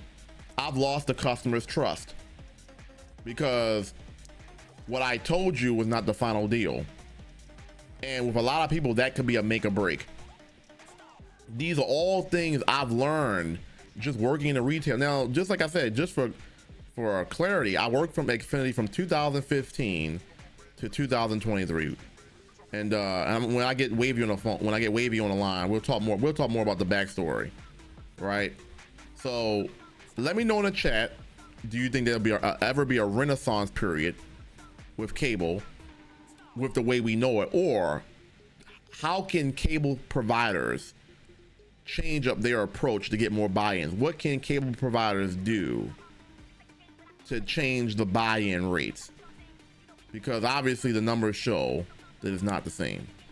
Now, when COVID happened in 2020, there was a little uptick that I noticed. Because why? People was in house confinement, right? People couldn't work. In some cases, people couldn't work. So all they could do was sit in their home and watch cable, you know what I'm saying? But once the pandemic kind of like, you know, not really was the pandemic and people weren't in the house all day, then I remember vividly when pandemic was quote unquote over, I can't tell you how many people were returning their cable boxes. I can't even tell you. And then on the other part about it is the contracts. You know what I'm saying? The contracts. You know, people, and this is not the company fault, but people get locked in the contracts, and this is just life. Obviously, people sign a contract for 2 years, and they have buyer's remorse. They realize like, well, what you told me, these channels ain't worth it, or they showing the same thing, and it's like, well, you know, and then they can't break out of the contract.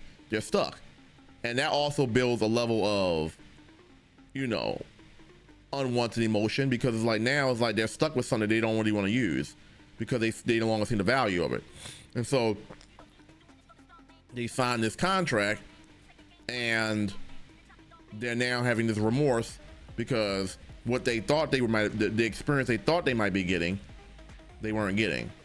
Yeah, listen, I'm only talking about the downsides of the buy-in rates. Obviously, I'm not saying cable's all bad. I think Xfinity has great. I think one of the big thing about Xfinity, their products are great. Their cable box has been innovative. You know what I'm saying? When it wants to work, it's a smart box.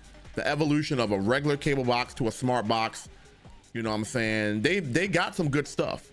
And I'm only speaking on Xfinity. They got good stuff. They got good product. But the product is pricey though. The plans are pricey. But it's not they have good stuff. They have great stuff. You know what I'm saying? It's just the price doesn't override the value, and that's the thing. If you could get this kind of value and that kind of hardware at a fairly decent price, then this wouldn't be an issue. But the value doesn't override the price, and that's the biggest thing here, is that you can sell me on all this wonderful product, but then if my bottom line says $250, almost $300, I'm gonna have to walk away. Shout out to Juice2099 for that walk away emote. Shout out to Juice2099 for that walk away emote. Walk away. They just walk away. They walk away. They walk straight away from the desk. They literally walk straight away from the desk. I no longer have a value for your cable services anymore, because you can tell me this is great and this got this many channels, but I can't justify $300 for this. And so they walk away. Let's get into the chat. Let's see what y'all saying in the chat here. Before we get into our next segment, we're going to get Wavy Wow on the call on our next segment. All right, so Wavy Wow will be on our call next. The only good thing about I'm sorry, don't get me wrong though, with these prices, some of the demographic is starting to get smarter and find ways to stream. Exactly. That's the other part about this, and I know we're gonna get you on the line in a second. That's the other part about this. The consumer is getting smarter now. You know, and listen, and we talk about this all the time. You learn more through adversity. You learn more through hardship, right? Okay, I can't afford this. I've got to find a creative way to still be able to consume what I want to consume in a different kind of way. People are getting smarter now. People are finding different ways to be able to view the content without having to pay the price. You know what I'm saying? And so you're absolutely right. That's the other component about this. The consumer is getting smarter now, because like now it's like, you're not going to keep playing in my face with these ridiculous prices. I'm going to find a way to override this and find a way to still get what I want to get under the rug, right? So, or under the table, right? The only good thing about cable to me is that sometimes I have no idea what I want to watch. That's my number one complaint. Yup. They can't pick what they want to watch, Wavy. They can't pick what they want to watch. I want to be able to pay for what I want to watch. I don't want to pay for filler. I've had people walk away from me. You know, now I've also had some moments where I was able to bring them back to the table. I'm like, no. We can do this for you. My manager can do this. We can take off $20 off your first bill. We can take off $30 off your first bill. Come back. We want your business. And I got goals to hit too, right? I got goals to hit, right? I've got goals. I've got goals, right? So bring your ass back.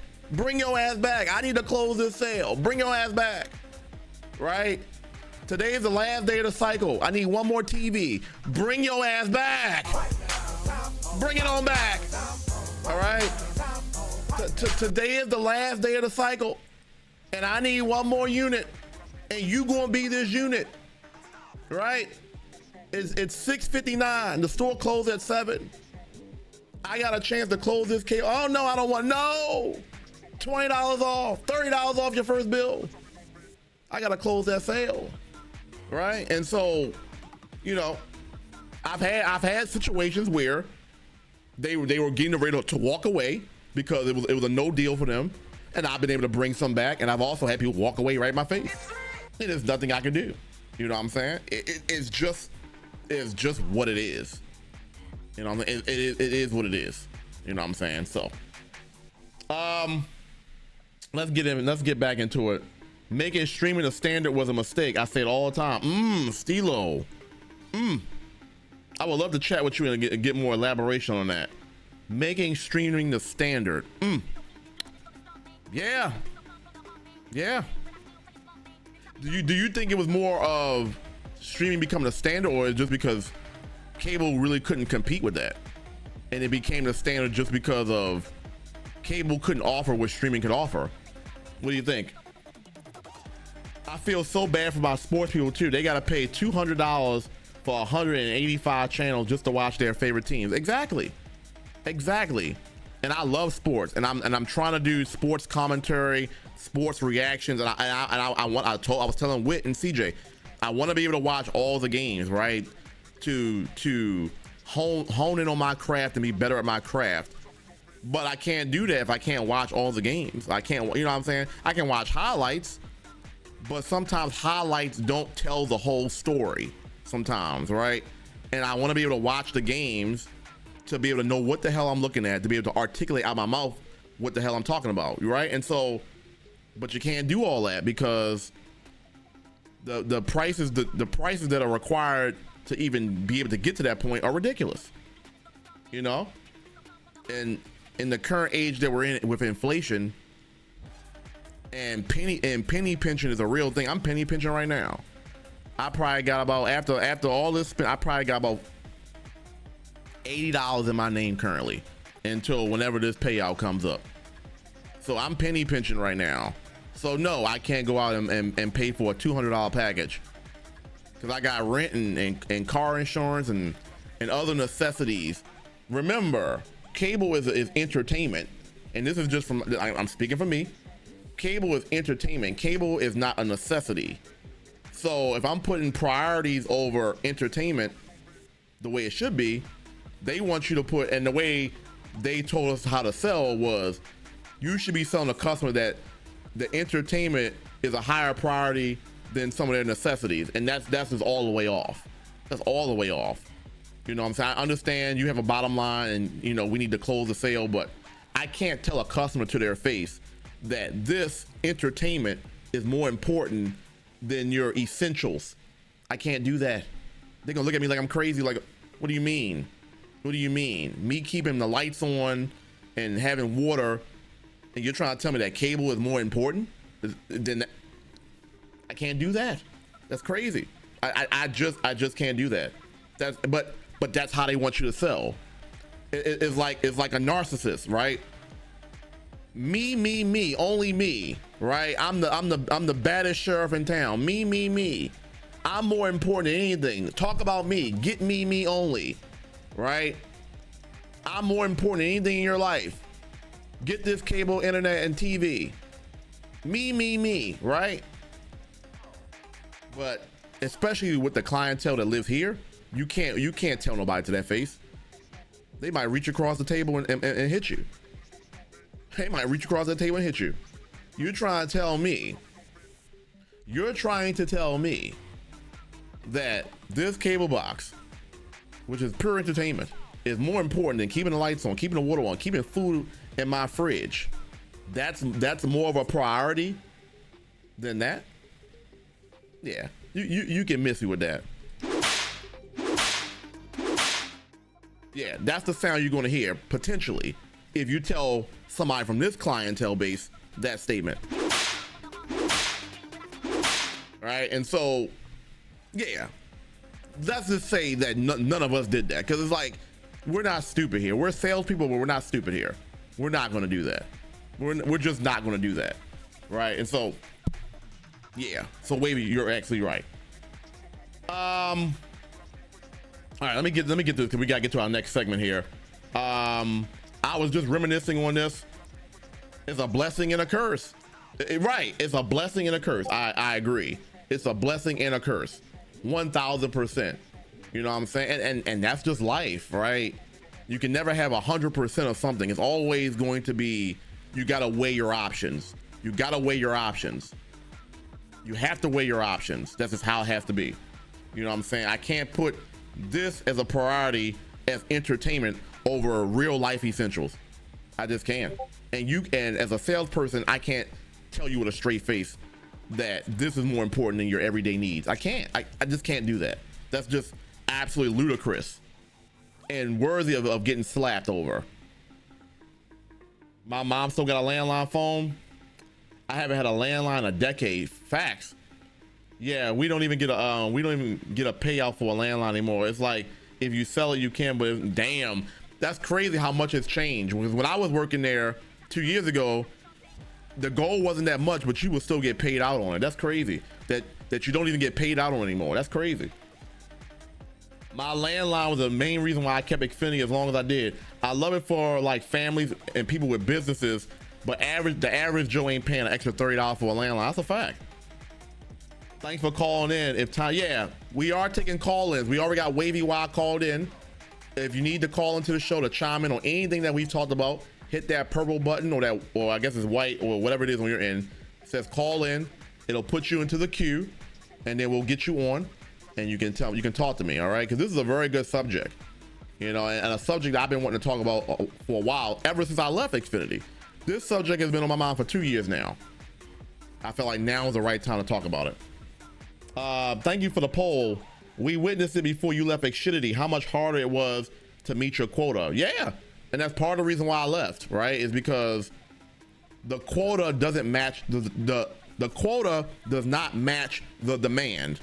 The demand is not saying that we should be averaging 10 TVs a month, 15 TVs a month.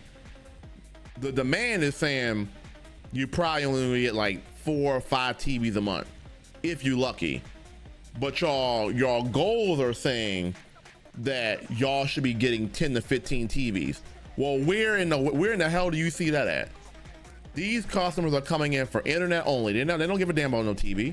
They want the internet so that they can stream their favorite streaming service, right? And so that's why I left, is because, and this is me and Say John Juice had this conversation years ago, when your goals and standards don't align with the place you're working for, it's time to go.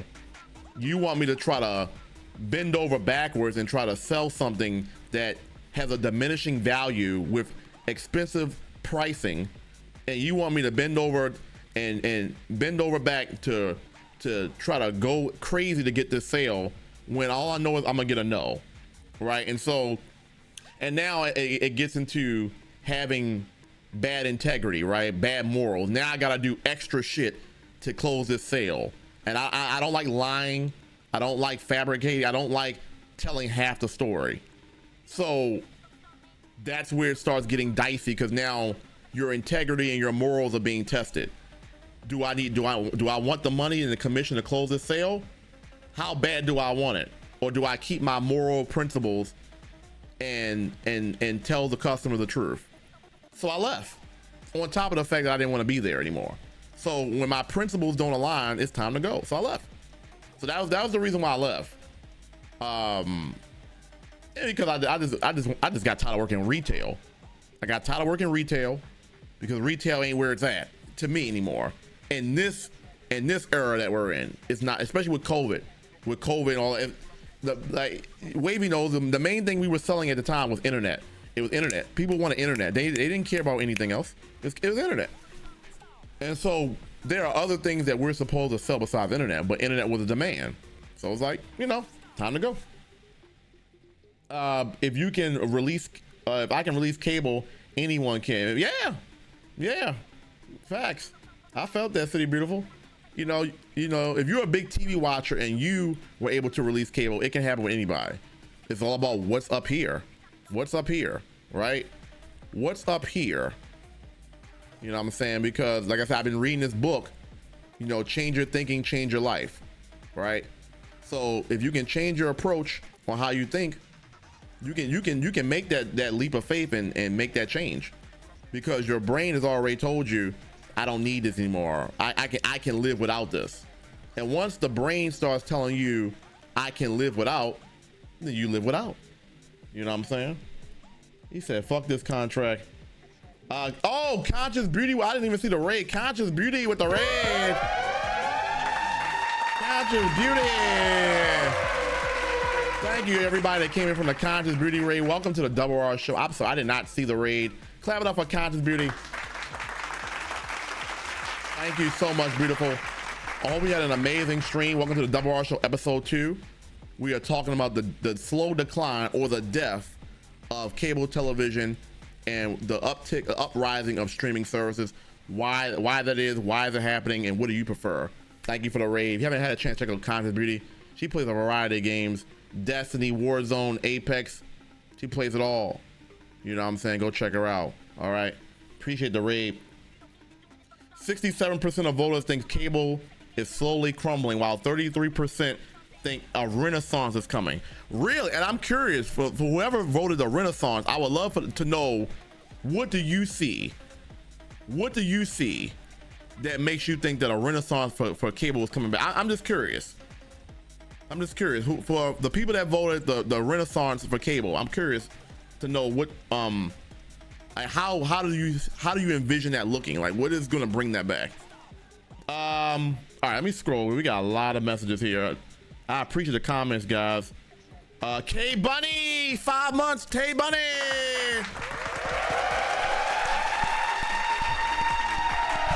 Thank you, K Bunny, for the 5 months. I appreciate that. K Bunny, thank you so much. I appreciate that. I'm sorry I'm a little late to seeing the chat, but thank you so much, K Bunny. If you're still in here, I appreciate the love. Thank you for the 5 streak, and I appreciate all the support that you do for this channel. Once again, K Bunny. Okay, we got some calls to get to here. What's good, K Bunny? There's a plus for sure. Easy to randomly select a show. That's a fact, Stilo. That's a fact. Music with the raid, Baby Love. Ladies and gentlemen, give it up for Baby Love. With the raid. Thank you, Baby Love, for the raid. Welcome in, ladies. Thank you so much, Baby Love and Conscious Beauty. I appreciate both of y'all. Thank you guys so much. K Bunny, thank you for the sub. Yeah, trust me. I used to go to my like, manager, can you take off? They're getting ready to walk out the store. It's 6:59. The doors are getting ready to close. If I do this, I can close the sale. You can take off $20 off the first bill. I promise you, I'll close this deal. There were times, wavy nose. There were times you had to do that. Or what can we do for this customer to close this deal? There were times. That's a real thing. Okay. Appreciate the love, everybody. Yeah, happy. Yeah, Baby Love, welcome in. Thank you so much for the raid. I appreciate that. Hell yeah, we're talking all things cable and streaming services. I think cable ran themselves out of business due to their greed. Facts. I 1000% agree with you.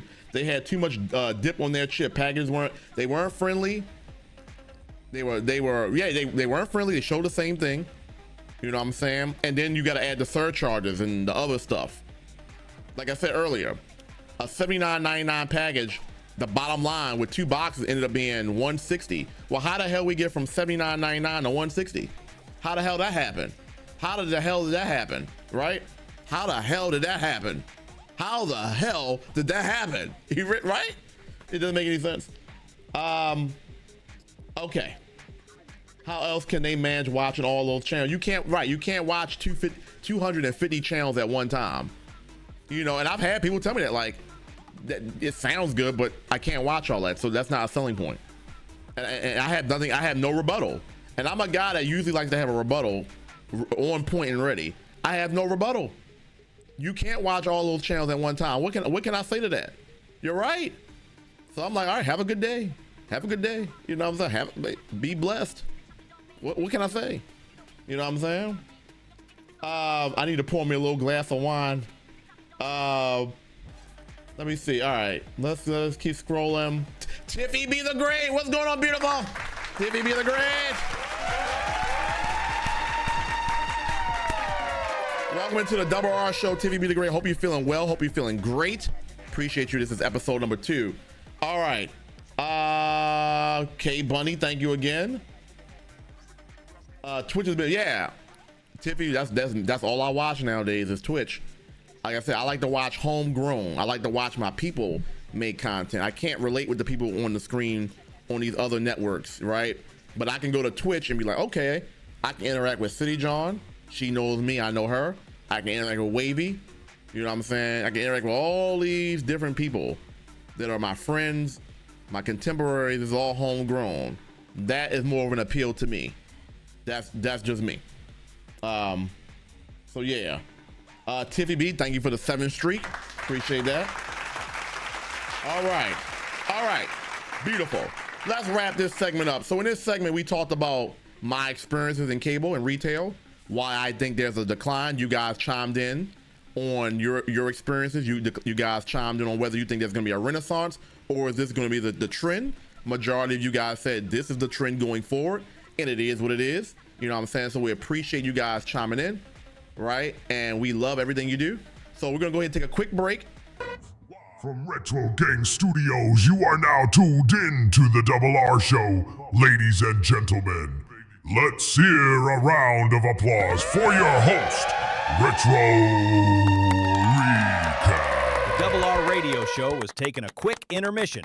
In the meantime, grab some water, ganja, popcorn, and whatever else you need, and let me provide the things you need to know. Viewers can call into the Double R Show by simply hitting the call-in button at the top of chat and have a 5-minute segment with Retro. Check out our new merch deals using Command Merch. Sign up for Wheel of Fortune. Who wants to be a millionaire? Ask a moderator for the link. Support the show more via Cash App. $Retro Actives. Check out Retro's Patreon page at patreon.com/Retro Recap. Check out City John's Patreon by going to patreon.com/CityJohn. Need some good emotes for your channel? Tap in with Juice, as he will hook you up with everything nice. Retro Gang Community Raid Train is this Saturday, August 16th at 12 p.m. ES time stands. Stream Masters coaching class with City John and Retro is on August 30th at 1 p.m. Sign up using the link in the chat. Support the radio show more by subscribing, bits, and interaction. Remember, the Double R doesn't just stand for Retro Recap. It means everything here is raw and real. Enjoy the rest of the show. All righty, everybody. We are back. Clap it up. Generic Dogo. Welcome in. Welcome back.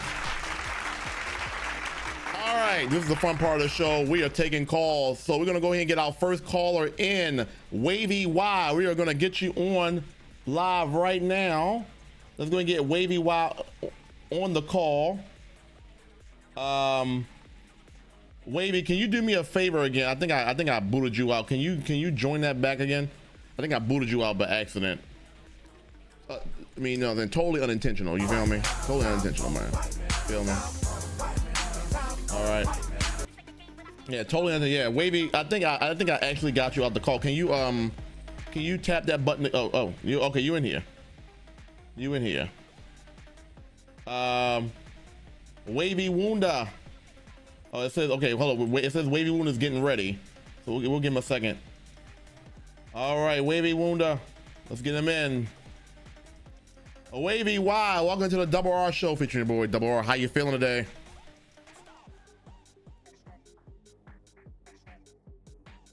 Hold on 1 second. Okay, you good? Yeah, it's a little bit low. It's what?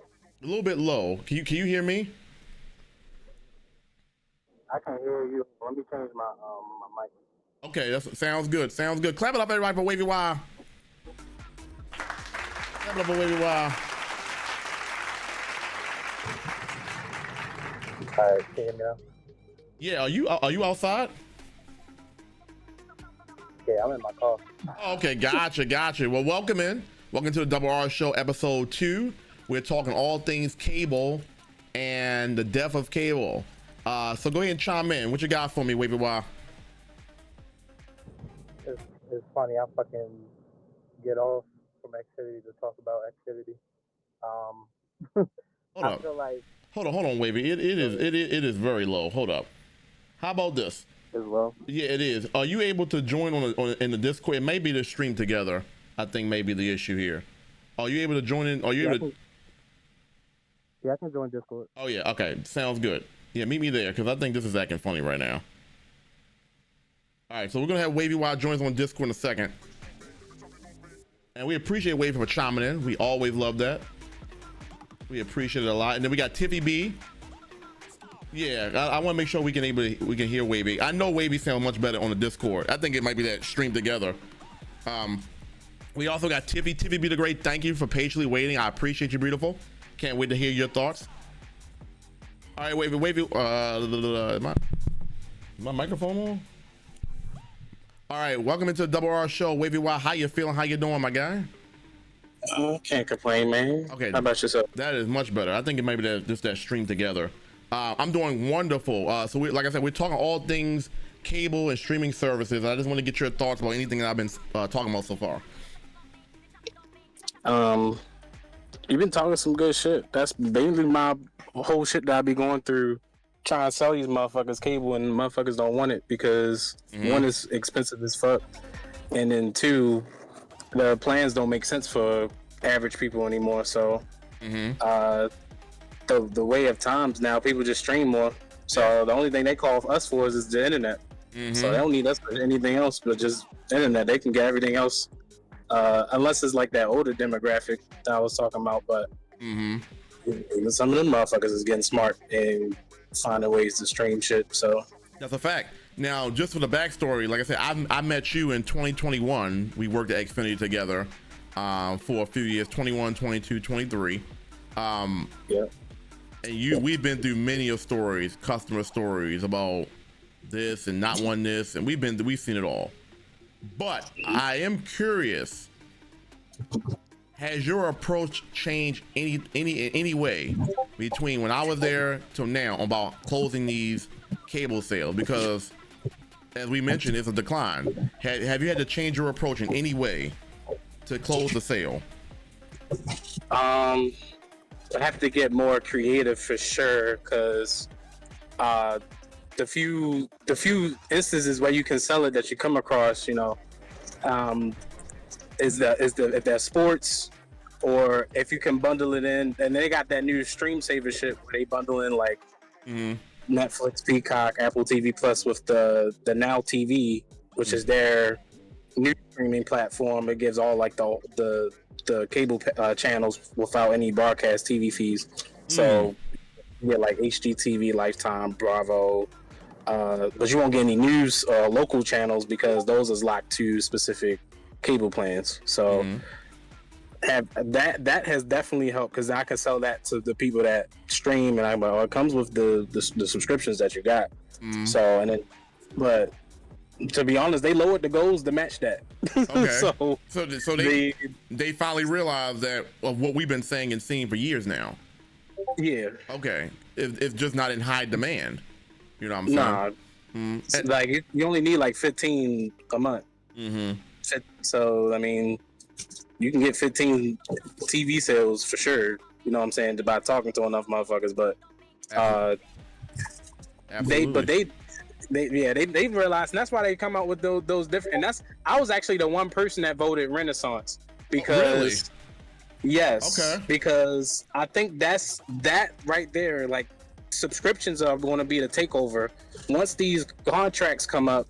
for like like NBC and Fox. Once those long lifetime contracts run up, that's what people are just going to stream that shit when they allow those streaming apps to get access to that same shit. That's why you only see like YouTube and Hulu. They got a live streaming platform, and what else? They slowly at Sling is another one. They slowly adding these those streaming apps for people to stream it live without a traditional cable package. I think that's the renaissance right there. Okay. So okay, you've worked in brick and mortar stores. You've worked in the actual store, and you do work from home.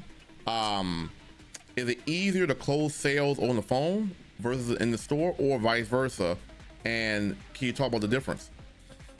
It was definitely easier for me to be myself in the store because I can show everything, like my whole like charisma and attitude, and you know what I'm saying. Over the phone, you just got your words. So I definitely would say over the phone is harder. I for sure say. Okay, who is at this current time? Who is Xfinity's top competitor when it comes to? Well, I mean, I can talk about the internet, just in cable. Who is their top competitor right now? Themselves. Themselves. Themselves. Yeah. Okay. Why do you say that? Shit. I mean, and you see them like Verizon, Fios with like as far now we can talk about internet plans by themselves, but if we talk about like cable, only motherfuckers I know that doing like actual cable service still is like DirecTV and Fios. And like maybe Spectrum is another one that's region specific, but Comcast is almost worldwide now. So they are literally competing with themselves, and the pricing is what's making people go to these other companies, or rather be pricing or other benefits that they may have that Xfinity doesn't offer. So is it just as simple as if Xfinity gets cheaper, they're king? Exactly.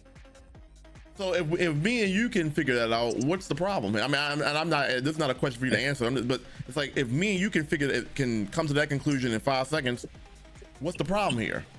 You know what I'm saying? They still trying to.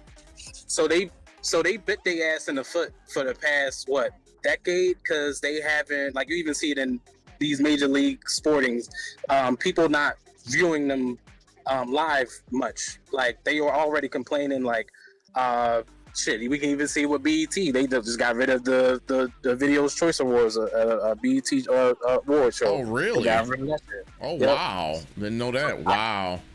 Yep. I can't even say it's just sports. You said that just happened? Yeah, not too long ago. They made like a post saying that nobody's watching the award shows no more. People going more to streaming, so they need a year to figure out what they're gonna do as far as like an award show. Yeah, bro, they like just indefinitely cancel that shit, which was crazy. I'm like, damn, like I've been watching that shit, since that's what we grew up on. You know what I'm saying? So now that's just like an age of an era, going away. But that goes back to what you were saying earlier.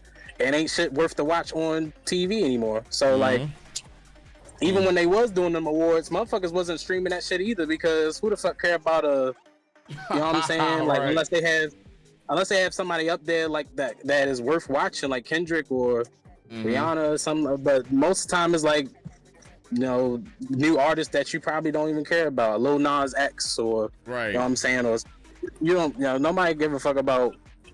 Not that they are bad in any regards. I'm not shitting on anybody in any regards, but we haven't had a A-list celebrity come out in maybe the last decade or so. So it's not like who we giving the awards to the same 10 motherfuckers.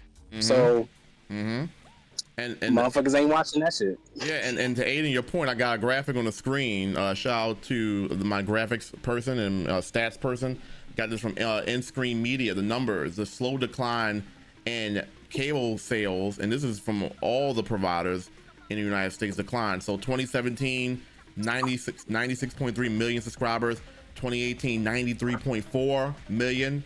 2019, 88.6. 2020, 83.8.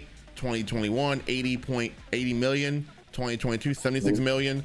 23, 72 million. And 2024, 68 million. So there's been a net loss every single year. So that's why I was real curious when you was talking about a renaissance, because the numbers are showing a downward trend. And it's like, I feel like companies are going, I mean, obviously they don't want to go out of business, so they're going to have to come up with a business strategy. But I'm just like, I guess when I'm saying the term renaissance, I guess I'm saying, I guess what I'm saying, I don't think we'll ever get back to when cable was at its peak, you know, like top. But you're saying that they could at least get back to where they are at least in demand. Right. Okay. They have to. They have to find a way to appeal to the newer gen people and these pricings. Motherfuckers is used to paying just for like the internet and then your subscriptions. Netflix is only a couple bucks, $10, and then the other shit. So they gotta compete with that shit. You know what I'm saying? Let people pick their channels. I feel like instead of making a whole package, let motherfuckers pick whatever channel they want. You know, a top 10 package. And it's like what, $30. You get 10 channels, bitch. Do whatever you want with them 10. But they ain't trying to do that. Right. All right. We got a couple calls in. We're gonna wrap this up. But I do want to ask you, is it just that simple? Like, I mean, that graph is amazing, because that literally shows like they've been literally getting bit in the ass year after year after year. Less sales on cable because of exactly what you was just talking about. Yeah, bro. Listen, in a 7 year time frame, it's dropped almost 30 million subscribers in 7 years. You know, and so that's why I was really honing in on just the curiosity part of just when you say a renaissance, because like 30 million is a large number in a 7 year period. But I'm glad that you are optimistic about that, because it's not like I want to see cable die, because that was my childhood. But it's like, you know, like you said, part of the blame goes with the provider, because they're not, like, and then goes back to what Steele was saying. It isn't really customer friendly. I'm talking about the packaging, the overall experience, the pricing, the customer service.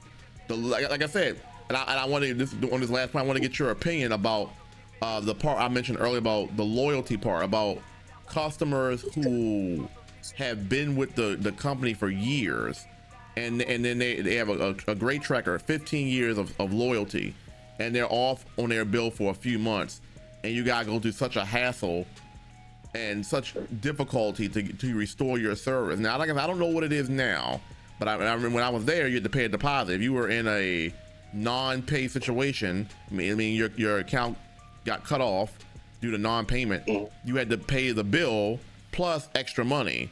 And I used to get the complaint of, well, why do I have to pay extra when I've been loyal to you? I had never missed a payment for 15 years. I run into some hardship, and all of a sudden I gotta give y'all extra money and go through all these extra hurdles just to renew something that I had y'all for years. And my point was, I'm a big loyalty guy. I don't like when loyalty, when I can have a second guess of loyalty. Like, to me, if I'm a customer for 15 years, I should be treated as such. You know what I'm saying? I shouldn't have to go through extra hurdles. You basically put me in the same playing field as a regular person who don't pay their bill. And I don't think that's fair. Do you think that's a fair statement when we talk about the loyalty? It gotta be a two-way street, right? Loyalty from customer to company and company to customer. It has to be a two-way loyalty. What is your thoughts on that? Fuck yeah. Fuck ass yeah. Bro, you're still people in 10x10s, like in 2-year contracts, like locked up, and you know, so like they like, and then after they get out of that 2 years, and they already been getting dicked like year over year, like, oh, go up another $20, oh, go up another $20. Yeah, like they getting dicked over year after year, and it's like, bro, where does it stop? And they finally got some 5-year plans available for people where you can lock into like and it's not a contract, which I like, but you can just get a 5-year price guarantee, and the price doesn't increase for the next 5 years. So That's pretty good. They moving in the right direction, but I'm scared after that 5 years. Yep. You know what I'm saying? Shit, what the fuck the price gonna be then? Mm-hmm. You know, inflation is a motherfucker. So, and you know how they do. Yep. After 2 years, ain't no available codes for promotions. You know what I'm saying? It's like it's a la carte. So, yep. I think that's where they really bite. If they can figure that part out, like, just make one good ass price. I'm sorry, y'all gotta figure that margin out. You know what I'm saying? I as a consumer should not have to worry about, oh, is my price going up in a year? What the fuck? The consumer nor the sales associate. You know what I'm saying? No. You know and so that's one last piece that I want to touch on with you, because I really want to hone this in, because you've worked in this field. I mentioned a minute ago, I left because my morals and integrity didn't align with the company's. Where do you stand on the standpoint of the example I used? I need to close a sale. I need one more from my quota, and it's potentially here, but they're kind of budging. They're kind of giving me a little bit of a hard time. Do you stay with your integrity and be honest with the customer, or do you, and maybe this is not a question you should answer on stream, I don't know, so just let me know, or how do you feel about the integrity piece, about, like, do you bend the rules to close a sale, or do you stay with your integrity? Because part of the reason why I left is because I felt like the demand didn't equal the results of what we were actually going to get, and I felt like it was getting to a point where people would have to do, like, I don't want to say shady stuff, or I'll just use the word tactics to close a sale, as opposed to like the way they teach you. What is your standpoint on that, and what would you do if you're in a situation like that? I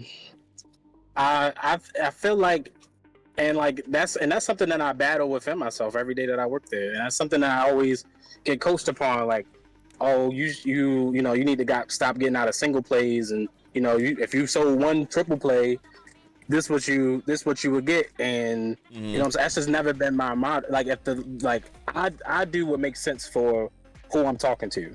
Okay. You know what I'm saying? And the way I keep it G is like, I let my I'm always like, you know me, so like I'm very front facing. Like I tell all. You know what I'm saying? Right, yeah. Yeah, your face say it all. Yeah, exactly. Bro, I might tell too much. Yo, bro, you know how many, I'm sorry, I'm gonna cut you. You don't know how many times I would turn back or look over at across the, and I can just look at your face and then tell the whole story. I'm like, look, I can already tell.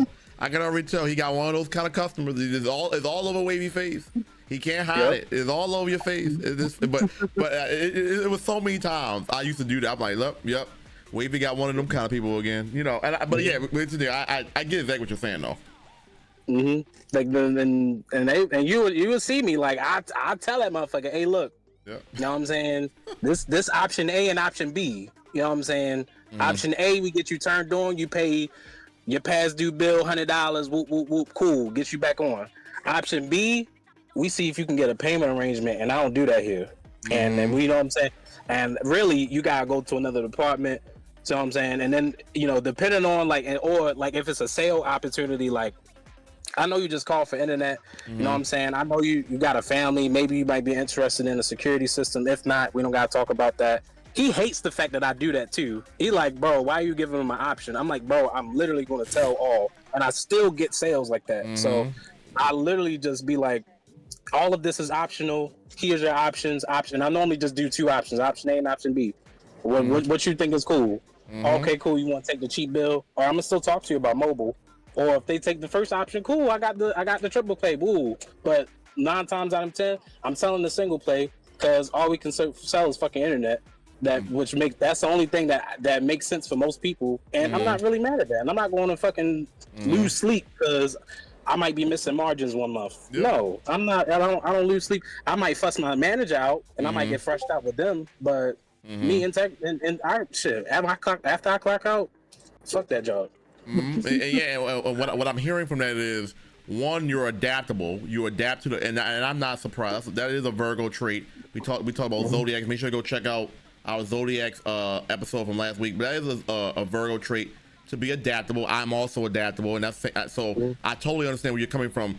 each individual customer has their own connection with you.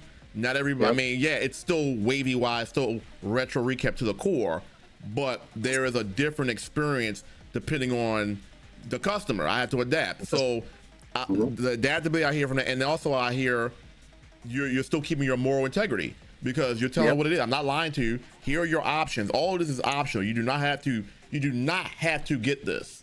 Right? No. They used to try and make it something they had to get something, but and I get it. That is a tag to close the sale, but you technically do not have to get this in a bundle package if you don't want it like that. And at the end of the day, if you can still close the sale with the methods that you're doing, what's the issue? Exactly. And I'm having a banger month too. Like it's been like I'm closing my sales and shit. Yeah, and I'm more on close rates too. So like every call that I get matters. If I don't sell something on that call, is a ding to my close rate. So like it's really that's the hard part about it over the phone too. Like I don't get to fucking see them, and you know what I'm saying, I don't get to pace my own self. I literally just gotta take call after call after call. But I just slow down. You know what I'm saying? I just try to be genuine. You know what I'm saying? Tell people their options. I'm like, I ain't the motherfucker that can fix your cable box, but shit, I gotta look at your bill. Let's see if we can save you some money. And shit, sometimes that shit work out, sometimes it don't. You know what I'm saying? But hey, I stayed true to me. That's all that matters. And that's the key point, bro. And listen, I got Tiffy and Tiffy. I'm gonna get you in a second, but I want to hone in this part. I appreciate you saying that last part. Right, I made a video about that, and one of the reasons why I fuck with you is that you do stay true to yourself. And honestly, when I asked that question, I had a feeling that that's the route you were going to take. You know, you're not going to change your morals and your core self for a business, right? And that's why I left. I left for the same exact reason. The only difference, I left, you stayed, but you moved to a different department. But I wasn't going to change my moral principles just to get the bottom line, right? I'd rather just leave and do something I want to do. This isn't even something I want to do anyway. This is something I'm doing because of the money, not because I want to do it. So it's like, all right, well, you got that piece. Well, I don't want to be here, and then you're making me get out of character and do things that I don't want to do just to close a sale. Well, what happens when I leave this job? Now I got the bad taste in my mouth that I did things that were unethical, potentially, and that leaves a sour taste in my mouth. So it's like, I'm not going to do all that just for a job that really only looks at me as a number anyway. Because like I said, you had one bad month, you in the office, you had one bad day, you might get pulled off. But like, why you got a zero day? Like, bro, my track record shows that I've been doing this at a extremely good pace for years. I had 1 0 day, and now it's like the end of the world. Like, what are we doing here? You know what I'm saying? And so all of this ties into why the numbers of cable sales are what they are. It's not just a consumer thing. It's also another layer of the retail associate. The pressure on the retail associate to close these deals. It's not just the customer, because a lot of times I was agreeing with the customer, like, yeah, we are pricey. They say you're not supposed to say that, but yeah, we are pricey. It's the truth. Like, I'm not gonna lie to you. I agree. So if you don't want this, I totally understand why, because it's pricey as hell. You know what I'm saying? So, you know, that also plays a part. Because now it's like, now the associate has to make a decision. Like I said, do you get unethical or do you stay ethical? And sometimes the beautiful thing with you is you can still close. Not everybody can close and be as ethical as we're supposed to be with the lack of demand, right? And so I commend you for being ethical and still hitting your numbers. But a lot of times, not everybody is talented as you to be able to hit those numbers, and they gotta go the unethical route. You know what I'm saying? And that's a whole nother ball game here, because is that you to the core, or you just trying to show out for a company? Is it worth it? To me, that's not worth it. To me, and so that's why I got the fuck up out of there. I'm right behind you too. Shit. You feel me? I'm just waiting for the opportunity to call me, but for right now, I thug it out for a couple more months. But and you'll know when's your time. You get the hell up out of there. Wavy, thank you for calling into the Double R Show. We appreciate your feedback. We appreciate your time, the patience that you had, because you've been in the queue for a minute. So I appreciate that. Thank you for calling to the show. Thank you for chiming in, and I hope you guys learned something. I learned something. I appreciate you for calling in, man. No problem. Thank you for having me here, man. All right, clap it up for Wavy Y, everybody. Thank you. We'll be chatting with you soon, man. Yes, sir. All right. Yeah, Wavy Y, everybody. Oh yeah. Before we get into our next caller, I don't know if Stilo is still here. I think I saw Stilo say he was going to step away. But thank you, Stilo. If you are here, let me know. Content breed. I feel like some companies really don't give a fuck about the loyalty programs anymore. They be like, you've been a customer for 20 years and you missed a payment. Facts, and that's frustrating. Not only as a customer, but as an associate. I can see your loyalty, but I still got to implement the policy, even though you've been a customer. So you still got to pay extra because of one missed payment. Like, you can't take this late fee off? Really? I've been loyal for 20 years. I had one late payment. You telling me you can't refund that or take it off? Really? Give me your payment or else. That is just, to me, that's not good. That's not good business. A quick story: when I was with Quan at the Canvas Festival, that was he was at the Canvas Festival, and he was being an entrepreneur. He brought his weed out there. He said, "Retro, I'm not here to just soak in the fun. I'm here to build my business and make relationships, right?" And so we was sitting at the table, and one of the guys was like, "You sell?" He's like, "Yeah, come try it out." So he took a couple of the nugs out, let the guy look at it, smell it. You know what I'm saying? He's like, "Yeah, take a couple more." And he was like, "How much you charge?" I forgot how much he got, but he was like, "I charge this." He's like, "Okay, is it worth the amount of money that you?" He's like, "Yeah, it's good. Yeah, but here, I'm gonna give you a couple extra nugs. You know what I'm saying? I want your business, so I'm gonna give you a couple extra nugs." Because one, you reached out to me, you saw me, you was like, you were invested in my business, so I'm gonna give you a couple extra nugs because of that willingness to want to at least try me out. You know what I'm saying? That's good business. Now both parties are happy. That was day one. Funny enough, the second day, it's so many people there. Right? We end up seeing the same guy again the next day, and he was like, "Bro, your weed was good as hell, man." He was like, "Hell yeah, I know my weed good." And I gave you a couple extra nugs, man. Be blessed. Have a good one. It's good business, right? He literally just saw the guy the day before, saw him again the next day, and they built that rapport. It's good business. You establish good business relationships, and now he might buy more from him in the future because he remembered that experience of, well, I asked for a 3.5 and you end up giving me more than that. You feel me? And on top of that, it was fire. That's good business.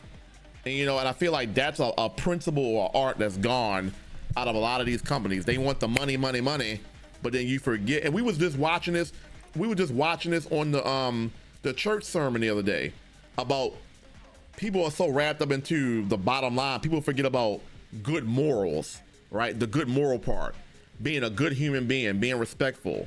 You know what I'm saying? Being an example, lead by example. We're forgetting the core principles of being a human being. Everybody's so caught up in the bottom line that you forget about what it's like to be a good human being. And it'd be the small things like that. Okay, you want a 3.5? I'm gonna give you a couple extra because I want to build and some people will take advantage of that, but you got your ones that appreciate that kind of stuff. It's called being a good human being. That's called good business. And I feel like that's a lost art with a lot of things nowadays. Everybody just want the money, but don't want forget the other stuff. All right, let's get our next call. I don't know. I think Stilo is not here, so let's go ahead and get our next call. Tiffy B's are great. Let me go ahead and get you in. How do I drag you? I mean, not drag you, but how do I get you? Hold on, Tiffy. I'm gonna try to get you in. City Beautiful, can you drag her? Can you put Tiffy in the queue? I mean, in the I don't know why it's not letting me. But, hold on. If not, Tiff, you can just join the Discord. I don't know. I'm not sure what the what's going on with the call-in feature here.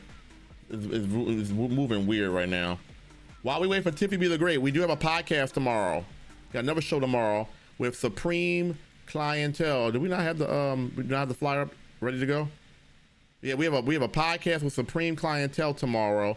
Make sure you tune in. It's going to be a great show. We don't have the image right in front of me like I thought we did, but we have Supreme Clientele. on for the podcast, and yeah, I don't know what's going on with that. We had the producer work on that on the back end. While okay, is Tiffy here? Okay, Tiffy is here. All right, bet. Let me let's get Tiffy on the line. Tiffy be the Great, welcome to the Double R Show. How you feeling? How you doing?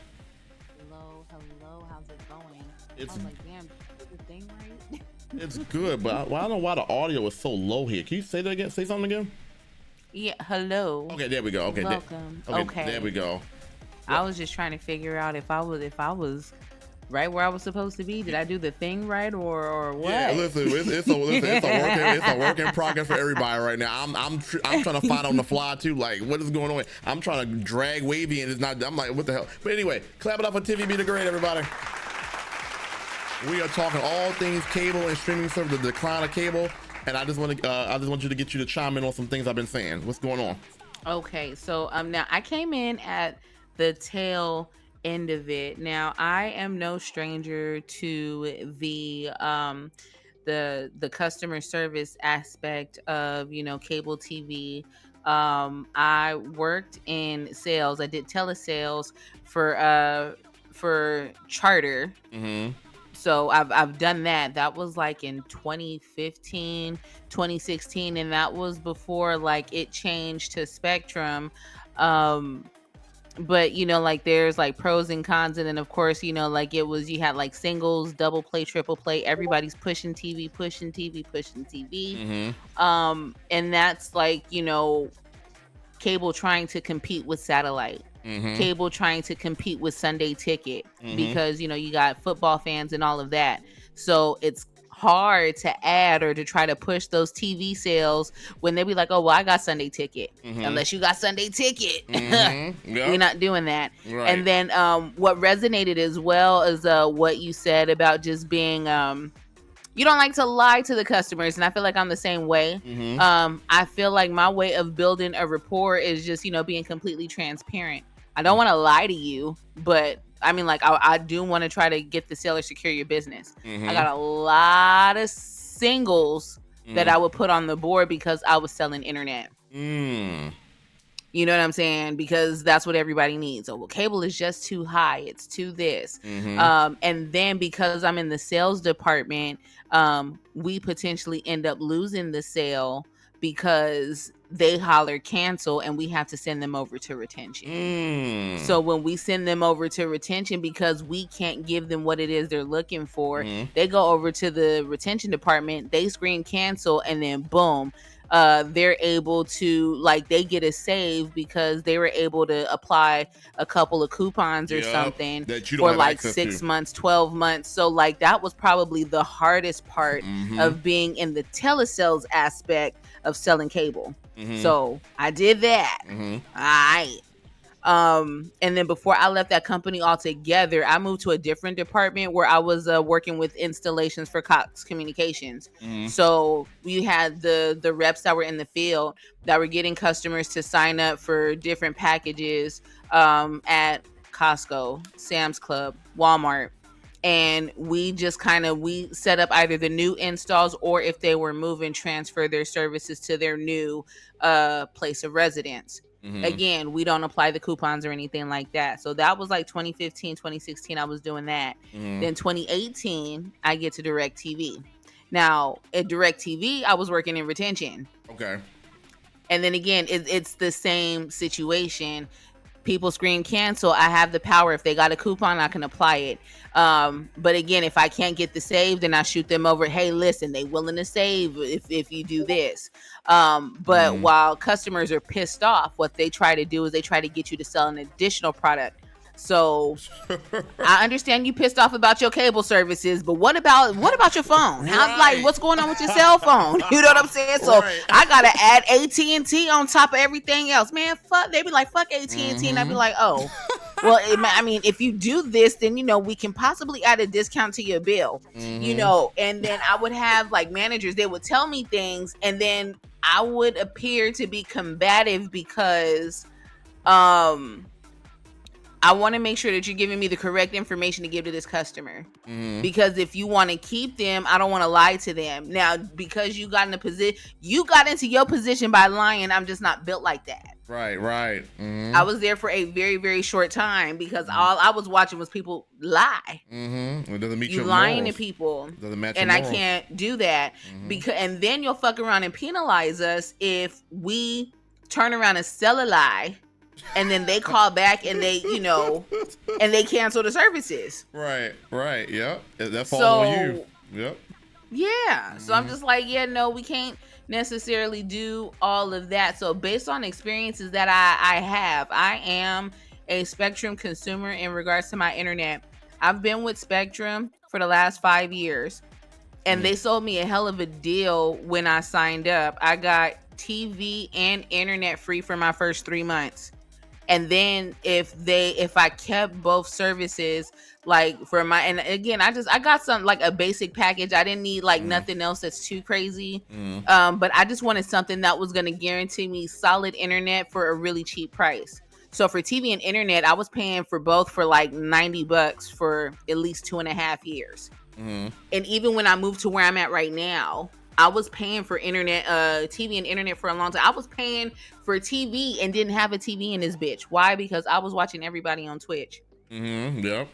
Only for me to say, you know what? And then I tried to cancel TV and it was like, no, well, don't cancel your TV because your internet is going to do this. I was like, you know what? Well, fuck it, fine. If my internet is going to go up to the $90 I'm already paying, I might as well keep it. Right. And that's how they get you. Well, I finally dropped the TV and my internet is only $41. Oh, okay. And I dropped TV again about 2.5 years ago, and I've been on this price lock for forever. So I get the solicitors that knock on my door. They was like, "Hey, I'm with Verizon." Nope, I'm not leaving what I got. No shade. I don't even want to waste your time before you kick your spiel. I'm not leaving. I'm in a price lock until December 2026. I hear that. All I'm paying is $41 for my internet, and I'm not adding nothing else. Nothing else. You mentioned we gonna leave it there. No, I don't want no phone. That is fact. So yeah, like I got a dope ass price lock. So no, I'm not leaving. And if anything, my internet was cheaper when I moved here. Okay. Yeah. So there's that, and then also to kind of tie into like as far as the streaming services, a lot of people are ditching cable because a lot of the networks are no longer available. A lot of their favorites are no longer available on the packages that they originally had. You're forcing the consumer to spend more money to get their favorite channels. You got to get the highest package to get channels that you got on like silver or basic. So, and that's like, I know that is the huge reason why a lot of people are canceling cable because, you're hiking up the prices and you're getting rid of everyone's favorite channels. You're forcing them to spend more. That's a double whammy, especially in this economy, in this climate. It makes absolutely no sense. Yep. And then to tie into what was discussed earlier in the chat, I miss a payment and I fuck my whole shit up. So why would I stay? Yep. There's no incentive. try to get them to upgrade for absolutely no reason. Oh yeah, have them get the platinum package. And then the platinum package, we may even give you a credit on your on a box. Not all the boxes. You may got 3 rooms set up and they'll give you credit for one. Right. But it's just, I don't know, it's just not worth it. And then also to Wavy's point, all of the streaming services are bundling together. Yeah. I think I paid $17 for Hulu and Disney Plus. That's a deal. With the commercials. That's a deal. And I don't even use Disney Plus. I only did that because I bought something on Klarna, and because I paid the bill off, they was like, "Oh, get Hulu and Disney Plus for like $6 a month for 5 or 6 months." And fucking forgot to drop Disney, but whatever. Well, it is what it is. But I mean, I have options. I got things to watch, but I don't even utilize a couple of the streaming services I pay for because I'm either watching you guys on Twitch, whether I'm at work or when I get home and I'm lurking and I'm vibing and doing my thing, or I'm watching the fucking T pages on YouTube. That's it. I asked. We had a poll earlier about do you see a revival or a renaissance period? What is your answer to that? Do you see cable? Repeat that again. I'm sorry. Do you envision or any world, any time frame that cable will ever make a comeback? Not necessarily at its peak, but just even to meet just the daily demands of what people watch now. Do you see a comeback at all? If they decide to give the people what they want, and I don't see that being a thing. So I think that's the only way that cable can make a comeback is if, first of all, give the customers their fucking channels back. Stop forcing them to pay for shit that they don't even need. You know, some customers will only sign up for a service. I'm only going to sign up for this package. I don't watch nothing else but HGTV. Yep. I don't watch nothing but fucking Food Network. Yeah. Oh, okay, I'm down for this package, but do you get Bravo? Yeah. Damn, I don't get Bravo. Yep. You know, like it's a deal breaker for some. So unless these companies decide to give the people their channels back, is the only way that cable can make a comeback. But I don't see that happening. I don't see that happening either. And like I said, I've had people walk away from the desk. Like those are deal breakers. And then you got to explain to your manager. And I'm like, listen. Something like that was a deal breaker. Y'all need to do something about that because if y'all want these numbers. And I love how the manager is pushing you. Oh, well, I would have did this. Well, then you get out here and get the sale. But because it's not their commission that's on the line. But another thing that they need to think of is whatever it is that you guys hit, they get a bonus. So when you guys that's why they push so hard. When you guys hit your metrics, it's a benefit for them. They just don't have to deal with the pressure of having to talk to these customers and getting chewed the fuck out and getting cussed out. They in their position because they feel like they pay their dues. Yep. So nah, it's all right. You got it. Yep. Especially if you had a sure, I may go ahead and give them a discount. I may go ahead. You know what? The best I can do is I can get you $10 off for 6 months. Yep. And the customer doesn't care as long as they get something. Yep. You're already taking away everything from them. And then you're trying to tell me that I'm stuck in this contract and if I cancel, there's a cancellation fee? Yep. And they don't I'm in a contract? Like what? And then that's another thing. People don't want to commit. They treat their cable, they treat their entertainment subscriptions like fucking relationships. Most people don't want to commit these days anymore. Yeah, it could be because of PTSD. You know, you might have had a contract in the past with this company and you got dicked around. And I'm kind of hesitant because the sales associate didn't tell me that this bitch going up by $8 in year 2. So now you try to lock me in again and you telling me that it's not going to go up by that much, but the past experience told me that it does. Now I have trust issues. Right. I got trust issues now. That's a game changer. Always, and there will forever be an infinite battle between the sales associates in the retail stores versus the call center reps. You know, the customer service agents that have to give customers the actual bill breakdowns, and the people that work in the retention department. Now, again, in retention, you can get a lot of saves. The saves are doable, but the problem is, you know, they're so focused on locking in and getting the sale, they'll say whatever the fuck it is that they have to get those numbers on the board. And as soon as they get their bill, they cussing you out. I want to touch on a point real quick before we move on. I never understood. You was talking about it's funny you were talking about the retention department.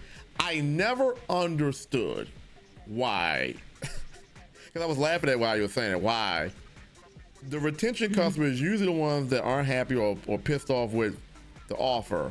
You go over, you send them to retention. They already on. They might be on 10. Most times they are. And then it's the job of the retention person to resolve the issue and then offer more money onto the deal. Like, why would a customer in this moment of how they feel would want to spend more money when they're not happy about the offer that they currently have? Why would you want them to spend? I never understand the logic behind that.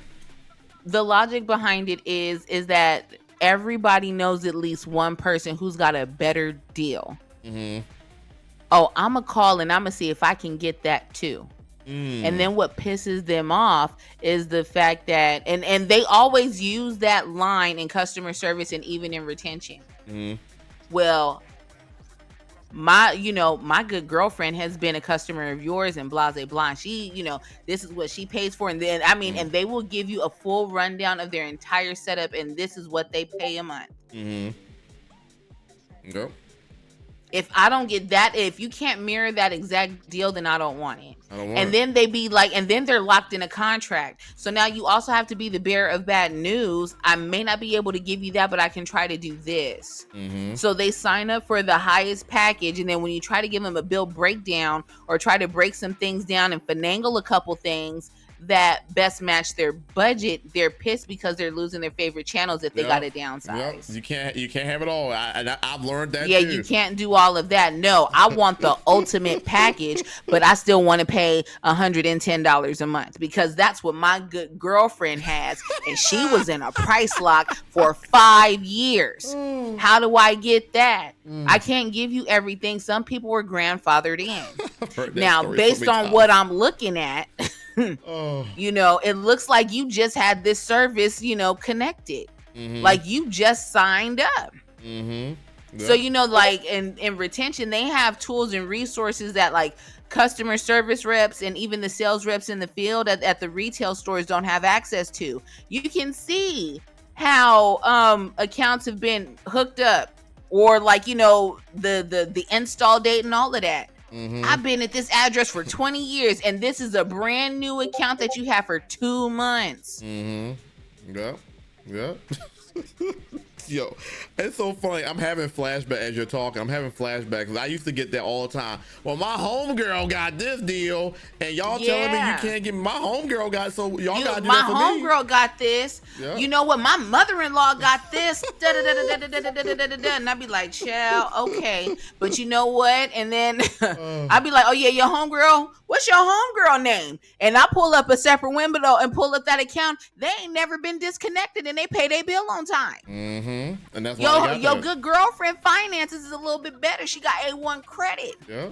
You over here with Class C credit making demands. And they don't like and they don't like when you tell them that. They don't like when you tell them that. Yeah. So, but again, you can't say that though. Right, you can. Because then that's going to turn into a whole nother situation. These are just Tiffy's thoughts when Tiffy is on the phone. Yep. Yeah. You're right. I can't do that, but I can try to do this. Okay, I've exercised every option. Well, I want to speak to a supervisor. Well, God damn it. I done been on the phone with you for 1 hour and 27 minutes and 63 seconds. Yep. My average handle time is through the motherfucking roof. I need to go to the bathroom. I don't got time for this. Right. Right. And that's why I left that space, because it just I had enough of it. Now I didn't ever did the call stuff. Well, I did briefly, but in store it was the same vibe. It was the same thing when I worked at Best Buy. Well, price matching. Well, can you give me what Amazon? Okay. Well, this item is fucking $100 on Best Buy, and Amazon got it for $5. Can you price match? I can't knock off $95. I can't do that. Well, then I'm getting the fuck one. I can't beat that. What can you do when you can't match? Right. My whole thing is, but if you seen it on Amazon, then why didn't you just get it for Amazon for the $5? Why are you here at Best Buy and you know it's high? Some people just don't got nothing to do with their life. They want to window shop. Here's another thing that kills me. Being an African American in this space, my fellow African Americans, when you always looking for the hookup, when you come to your black brother or black sister while they own their motherfucking job, you guys have to stop asking us to compromise our jobs to give you a hookup, and when I fuck around and lose my job, I cannot come and stay with you. You have to stop doing that. I have gotten in the habit of asking people, oh, well, it's just, oh, it's me. And da-da-da-da. First of all, I don't know you. Second of all, if I turn a blind eye to your bullshit and I let you have it your way and I lose my job, can I come and stay with you? I cook and I clean. Exactly. Yeah. Yeah. Facts, TVB. Thank you. But all I'm saying, but that's the same thing if you are a business owner. They try to get you to lower your value Mm-hmm. so that they can consume your product. Yeah. Facts. That's your bread and your butter, and that's how you eat. That's a Hook fact. me up for free. Listen, all I'm saying is I respect what you do. However, I may not be able to meet that price point, but I'm gonna show my support in a different way, and I'm gonna go ahead and I'm gonna spread the word. Well, and that also goes into having good customer service. I can't express how many times I was able to get a sale off of just, like, for example, I had a coworker, and Wavy knows who they are. I had a coworker that didn't always give the most pleasurable experience. It was a customer coming in looking to buy. Those are the easy ones that are looking to buy coming in. Like, you don't have to win them over. And they was like, they wasn't happy with the customer service. I want to go see somebody else. I gave them a pleasant experience, and they bought off me. There's a lot of things that, like I said, just the basics of having good customer service could be a make or break. But then you got these companies that hire people, and no offense, but you got these people from the Philippines and can't speak English, and it's like, okay, you want me to buy off you? I can't even understand what you're saying, or your customer service is just not top notch. And it's like, well, I'm not gonna buy off nobody that doesn't have the basic principles of being a good human. And so that company may lose out on a sale just off of something like that. There's so many ways, determining factors of why the sales numbers are down. And people forget, it's not just the pricing. Customers, because Xfinity is what was it, Wavy? A couple years ago, I don't know where they're at now, but Xfinity was listed as one of the worst customer services out of the Fortune 500 companies. Xfinity was like one of the worst ones in customer service. That is insane. I think they said Chick-fil-A was top notch, but I think they said Xfinity was like one of the worst. It's like, well, you're not even helping your own cause. You got employees that don't even give great service. So, and on top of your inflated prices, come on now. I mean, you're not going to be able to do anything with that. So it's a lot of different things that factor into why there's a decline here. And so I appreciate you, Tiffy B, for calling in and chiming in and giving us your thoughts. I appreciate that. Thank you. Are you smoking? Are you smoking tonight? On a side note. What lit up right now? Clap it up for Tiffy B. Thank you, beautiful. Of course. Good night, y'all. Good night, Tiffy B. Clap it up again for Tiffy B. Absolutely. Big ups to Tiffy B. She's absolutely amazing. Make sure you go check her out. She streams on Twitch as well. Twitch.tv/Tiffy B the Great. Clap it up again.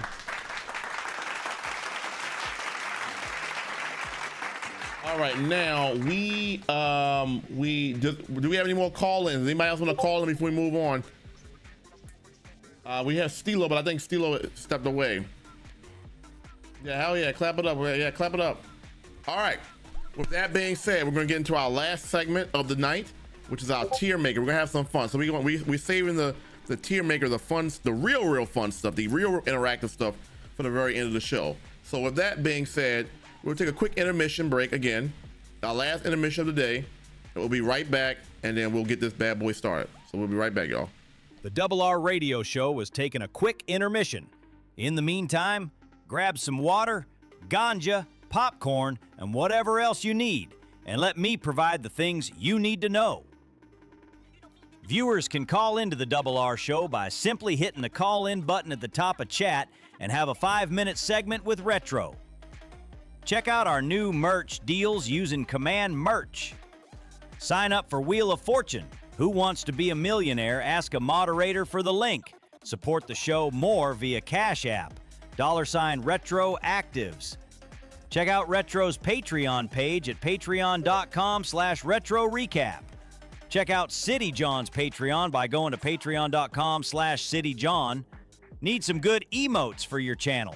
Tap in with Juice, as he will hook you up with everything nice. Retro Gang Community Raid Train is this Saturday, August 16th at 12 p.m. ES time stands. Stream Masters coaching class with City John and Retro is on August 30th at 1 p.m. Sign up using the link in the chat. Support the radio show more by subscribing, bits, and interaction. Remember, the Double R doesn't just stand for Retro Recap. It means everything here is raw and real. Enjoy the rest of the show. All right, we are back. I did see the one caller in here. I did see Loop. So if Loop, if you do want to join in, let me know. I just saw you. I meant to close the call, but I do want to get you in. So before we get into our next segment, if you're still in here, Loop, I don't know what's going on with the drags. Okay, I was trying to. I invited you. Try to join that invite I just sent you. I don't know why it won't let me like drag people into the actual room. So I sent you an invite to join back. If that don't, okay, there we go. Bet. Let's get you in here. We're gonna make it quick though. We're gonna make it brief because I do want to wrap this show because I do want to edit this show and I don't want to make it too long. Khan, what's good, man? We ran your video. I don't know if you saw it, but I appreciate you giving me the opportunity to promo your music video, man. Shout out to you. All right, let's get Loop on here. We're gonna make it about a 3-minute segment here. We're making a 3-minute segment. Loop, welcome into the Double R Show. How you feeling? How you doing? Tap in with this content, man. What's going on with the cable and stream? What's your thoughts, man? Doing okay so far. I had a couple of thoughts regarding a couple of the Okay. previous like topics that, that were brought up about the television. A lot of times you see people when they talk about television, it's usually just like U.S. shows and U.S. like cable companies and stuff. But they don't tell you about like, but there's only like a particular subsection of people, and you have to look out for them that talk about the Canadian stuff. And sometimes, for us at least, it even gets more specific to like to a specific province that we're in, or at least like our version of a state, Okay. Ontario, we have our own channel. It's a TVO, and Okay. And back then, I think still now, there is like this kids block or a kids version of it, TVO Kids, that had a decent amount of educational stuff on it, and it was specific to like I said, Ontario. And so like you'd only get so many people who can relate or at least try to remember what was airing back then on the shows. There's like some regulars. There's like Giselle's Backyard, I think. They were typically a lot of times they were typically like live, or at least like they included like live stuff about like the bumpers in between the shows. They had to do those live, Okay. how they were talking about like the website, because the website has some flash games. I remember the classroom at a school that I went to. We went on. I remember going on the site there, because at the time I had only seen it at like the early 2000s, but it was still there in like the mid, slightly late 2000s. So I was what's the word? Glad, I guess, that that was still around at the time, and like there's archives of the website at least, and the games are at least are better archived than the sites, so that's still good too. A lot of times though, like with the other kids channels growing up, they sure, some of them still had like Canadian specific stuff, but a lot of times there was still like there's always stuff that was like imported from elsewhere. Sometimes it was animes. Sometimes usually it was stuff from United States though. Of course, we got Blue's Clues up here. But we also had like some British stuff, or at least like semi-British stuff, or at least like Commonwealth shows. Like like not just the UK, but like Australia, etc. And it's like I do agree. We there was still that. I mean, for me at least, I didn't usually like always talk to people, but it's like I still did Uh-huh. about stuff, and like occasionally stuff about TV shows did come up. I think in terms of like being excited for what was coming up next, I'd have to say like the first season of Toll Drama Island. Back when I was still coming out, because at the time, we, me and Blue, we sorry, give me a moment. Good. I agree with you about that. The anticipation for to see your next show, like the next show, right? I feel like everything now in this digital world, it's so readily available. It's something about seeing a show like that comes on once every Saturday, seeing that show, and then having to wait a whole week to see that show again. It just builds an anticipation and excitement for the show, as opposed to like now. I mean, you can binge watch anything you want, right? And you can, I mean, that has its advantages. But it's something about that anticipation and that wait period to see your favorite show. And they were making better shows back then, at least in my opinion. Yeah. That sort of anticipation, I think, still exists, at least with like the release date of movies and video games and such, because there's still stuff to look forward to, but not so much with like the episodic TV shows. Usually it's like the whole season in one go, or like sometimes they only like unlock an episode a week or something to like try to emulate the usual timing of when the shows were coming out.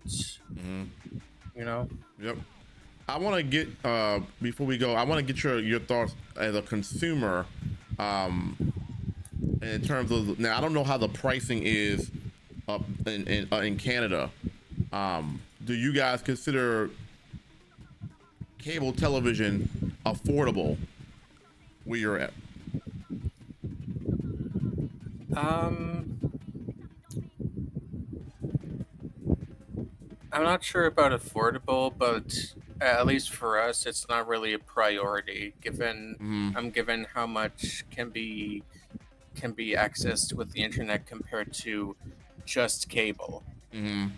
Yep, because you can see and do a lot of things with just the internet now. The demand, the need for cable is not there, because it's like I can stream, I can go, like I said, I can go on YouTube and watch a lot of the stuff I need. Like I said, sports highlights. I might have missed the game, but I can go right on YouTube and get all the highlights, and damn it, I got damn it everything I need. I mean, of course, watching the entire game is nice, but I can get everything I need watching the highlights. Almost everything I need. Yeah. And it takes away that I don't gotta sit there and watch them for 3 hours. I can get my quick fix in about 12 to 15 minutes. You know what I'm saying? And I move on with my day. And I feel like in this current age, it's everybody's on the go. Everybody wants to be doing stuff. So no one wants to be sitting down watching this for X amount of time if they can get a condensed version on the internet. You know what I'm saying? And Kyle was in the chat mentioned about no ads. Like, now you got things with no ads now. To me, I mean, I'll be the first to tell you, I don't like ads either. But there also was a beauty about ads too. You get to see some things.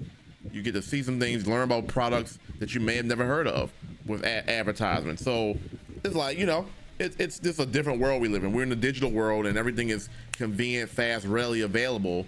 But I still think there's a part of the old era of old school television that is missed. You can learn a lot about from TV shows, commercials. You can learn a whole bunch of shit. But you know, things are different now. We live in a different time frame. So it is what it is. That's just the progression of life. So it is what it is. So, but Luke, thank you for calling in. I appreciate you. Thank you for chiming in and giving your thoughts, man. I really thank you for being patient and taking the time to do so, man. Is there still enough time for me to talk a bit more? I actually get ready to wrap it up. We gotta get into our next segment. I saw you at the last second before I went to break, but we'll definitely try. We'll definitely chat more about this on the next episode. So I definitely got you, man. All right. Okay. All right. Clap it up for Loop, everybody. Thank you so much for coming in, man. Yeah, thank you. All right, Loop, everybody. Clap it up.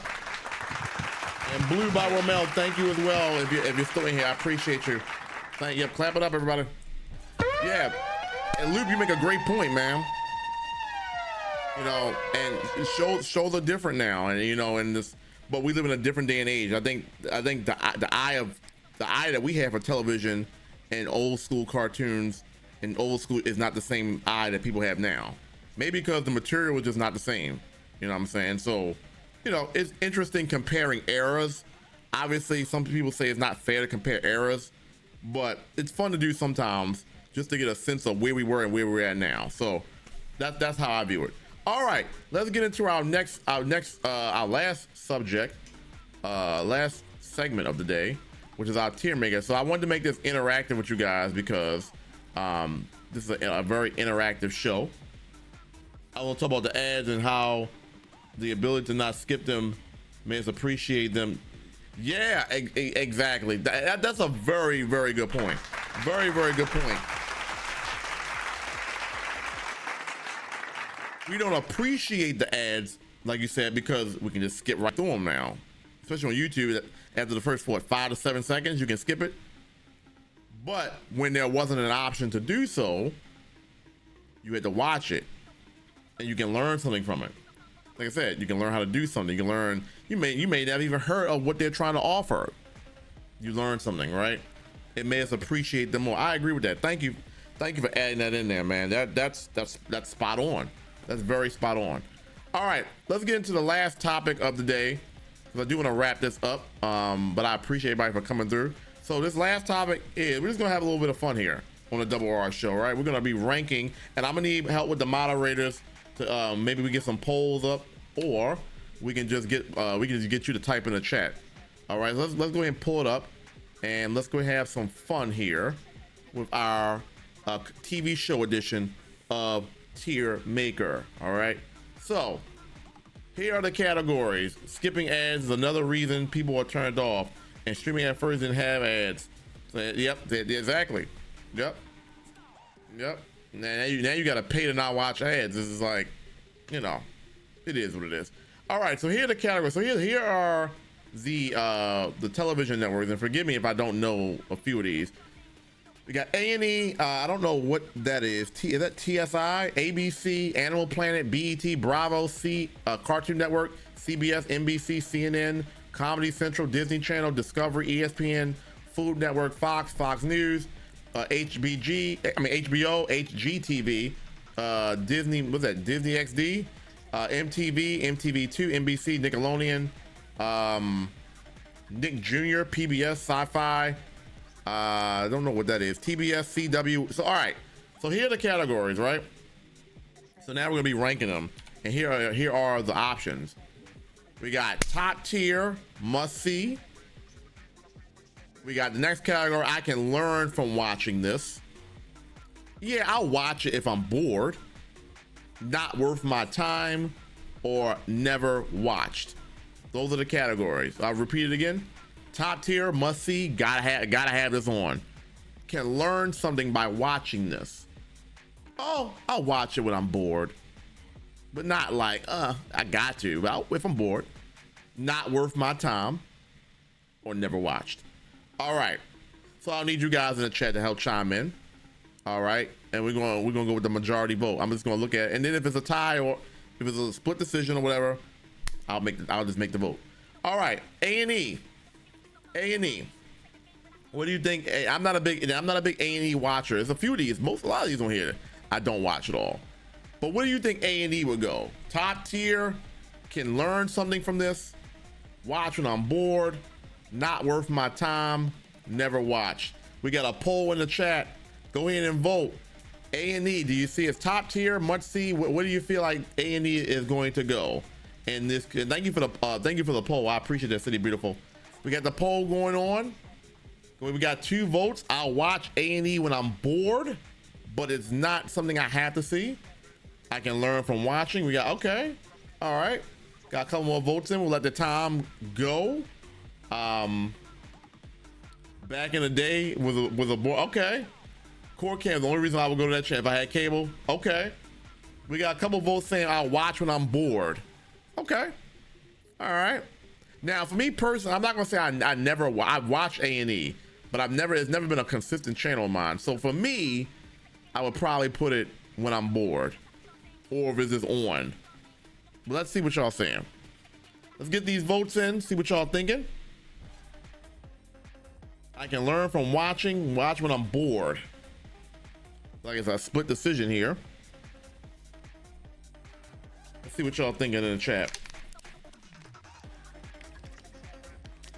I felt that, say John. I felt that loop. If you had cable, you would watch the court.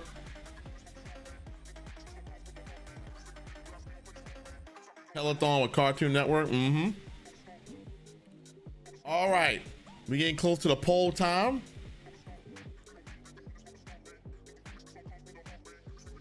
And if we can, with the next polls coming up, can we make the poll just a minute?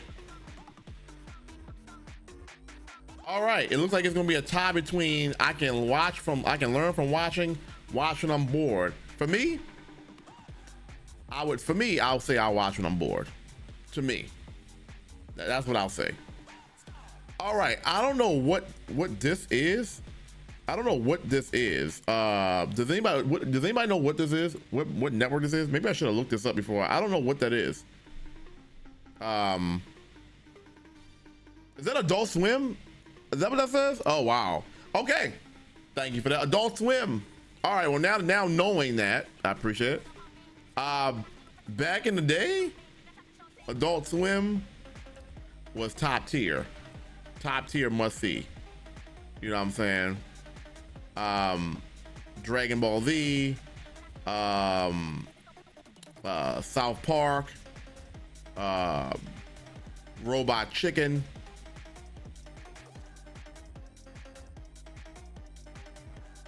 What do y'all see it? Let's get a poll for Adult Swim. For me, while we wait for the poll to finish, I am going to say top tier must see. Now, it probably not like that currently, but at one point in my life, yeah, this was top tier. So go ahead and get those votes in Adult Swim. You got the categories right there. We got a couple votes for top tier must see. Is anybody still watching Adult Swim like actively now? Just curious. Go ahead and chime in while we wait for the poll. Let's see, we got a couple votes in. Appreciate y'all for voting. Woo. Appreciate y'all for voting. By the way, we got a podcast coming up with Supreme tomorrow, so we're gonna be definitely having a good time tomorrow.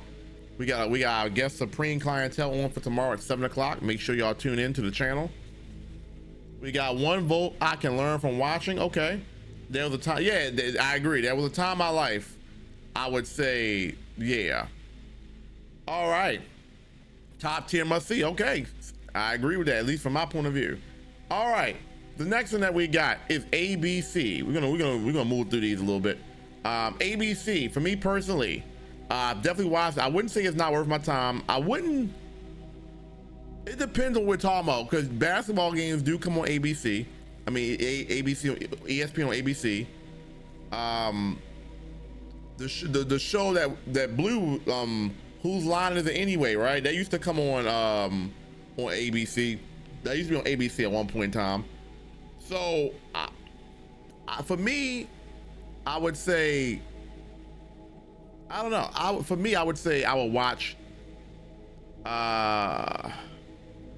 I'll watch when I'm bored, but I feel like for me, that's a lot of channels on here could be like that because I don't watch a lot of TV no more. But I don't know if I would. I mean, ABC is top tier for what it is. Like it's a well-known network. But for me, I'm not going to sit there and say it's top tier. I'm not going to say it's top tier. Thank you for that poll. I appreciate it. ABC. I'm gonna say when I'm bored. I'll go there and when I'm bored. It's not I gotta flick on the channel to go see some ABC. You know what I'm saying? So let's see what y'all's thinking. ABC, watch when I'm bored. I can learn something from this. Not worth my time. Never watched. Oh, and Jeopardy, yeah, that's what I'm saying. It is definitely top tier off of, but I feel like I don't think it's not something I have to go watch. You know what I'm saying? Barely got any experience with ABC channel. I felt that. While that's going, I'm gonna go ahead and move on to the next one. Animal Planet. Animal Planet. I think this is a consensus thought with Animal Planet. For me, I can learn something watching. I don't really watch. I wasn't really a big Animal Planet watcher back then. I would watch it, but I know when I do watch it, I can learn something from this. And that last one was a split vote. ABC when I'm bored. All right, we actually don't gotta do a poll with all of these because we'll be here all day. So what we'll do is we'll just kind of put in what you're thinking. I'm gonna go ahead and run through these. So Animal Planet, I'm gonna say I can learn something from. BET.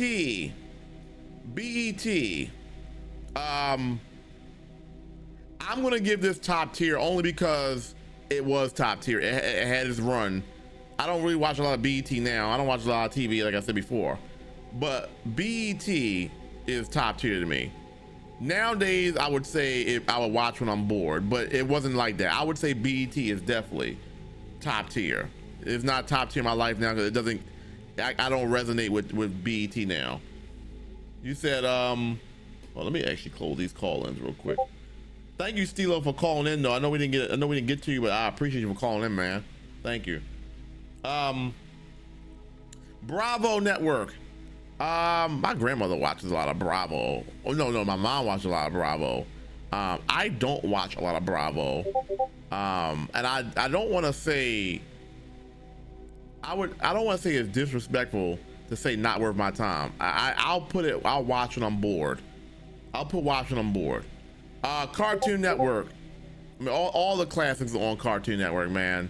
Do I need to run down all the names? Dexter's Laboratory. Jesus, I'm throwing a blank. Johnny Bravo. You know what I'm saying? I mean, there's so many classics on Cartoon Network. That's definitely top tier. Now, I don't like that. All of these nowadays could be watched when I'm bored because I don't watch a lot of TV, but Cartoon Network is definitely top tier. CBS, 60 Minutes, the NFL. I mean, you watch NCAA, March Madness, CBS, top tier, bro. I think ABC and CBS are like neck and neck in terms of like the top tier. The only reason why I give CBS the run is because I still watch it now with the football games as opposed to ABC. Barely Bravo, Teletoon, okay, Cartoon Network, yeah, right, because you in Canada, right? All right, NBC back in NBC gives us the Olympics. They used to give us NBA basketball at one point. Matter of fact, it's coming back to NBC, right? Basketball is coming back to NBC. So you got it's top tier. We used to get tennis back in the day. NBC is definitely top tier. I mean, sorry, that's not even NBC. Is that CNBC? I'm tripping. Oh, this is NBC. Okay, this is NBC. All right, CNBC is what the Canadian, right? And if that is the case, I will put that in never watched. I think that's what that is. Correct me if I'm wrong, Loop. But I believe that's the Canadian network. And if that's the case, I'll put that as never watched. CNN. I mean, when I was working for Xfinity and we used to have that on, I used to watch it, but just off of just having it on. But I mean, you can learn something. You definitely can learn something from CNN. You can learn something from CNN. It may not always be something that you want to hear, but you can learn something. But if you want to learn propaganda and bullshit and some, occasionally some good stuff, You know, you can get some good banter, some good debates. You know what I'm saying? Every now and then, usually definitely around like you know, when the voting for the president and stuff is available, you can get some good content from that. So I'll give it the benefit of the doubt of you can learn from watching. Comedy Central. It's definitely worth my time. I've definitely watched it. I'll give Comedy Central off of merit top tier. Disney Channel, same way. More so when I was a kid, but you got I think it was Tiffy earlier. Disney is definitely a classic. There's no doubt about that. Discovery Channel, you can watch a lot from the just like Animal Planet. Animal Planet, Discovery Channel, those are channels that are designed to learn something from. You know what I'm saying? ESPN. Now, as crazy as this sounds, ESPN is definitely top tier.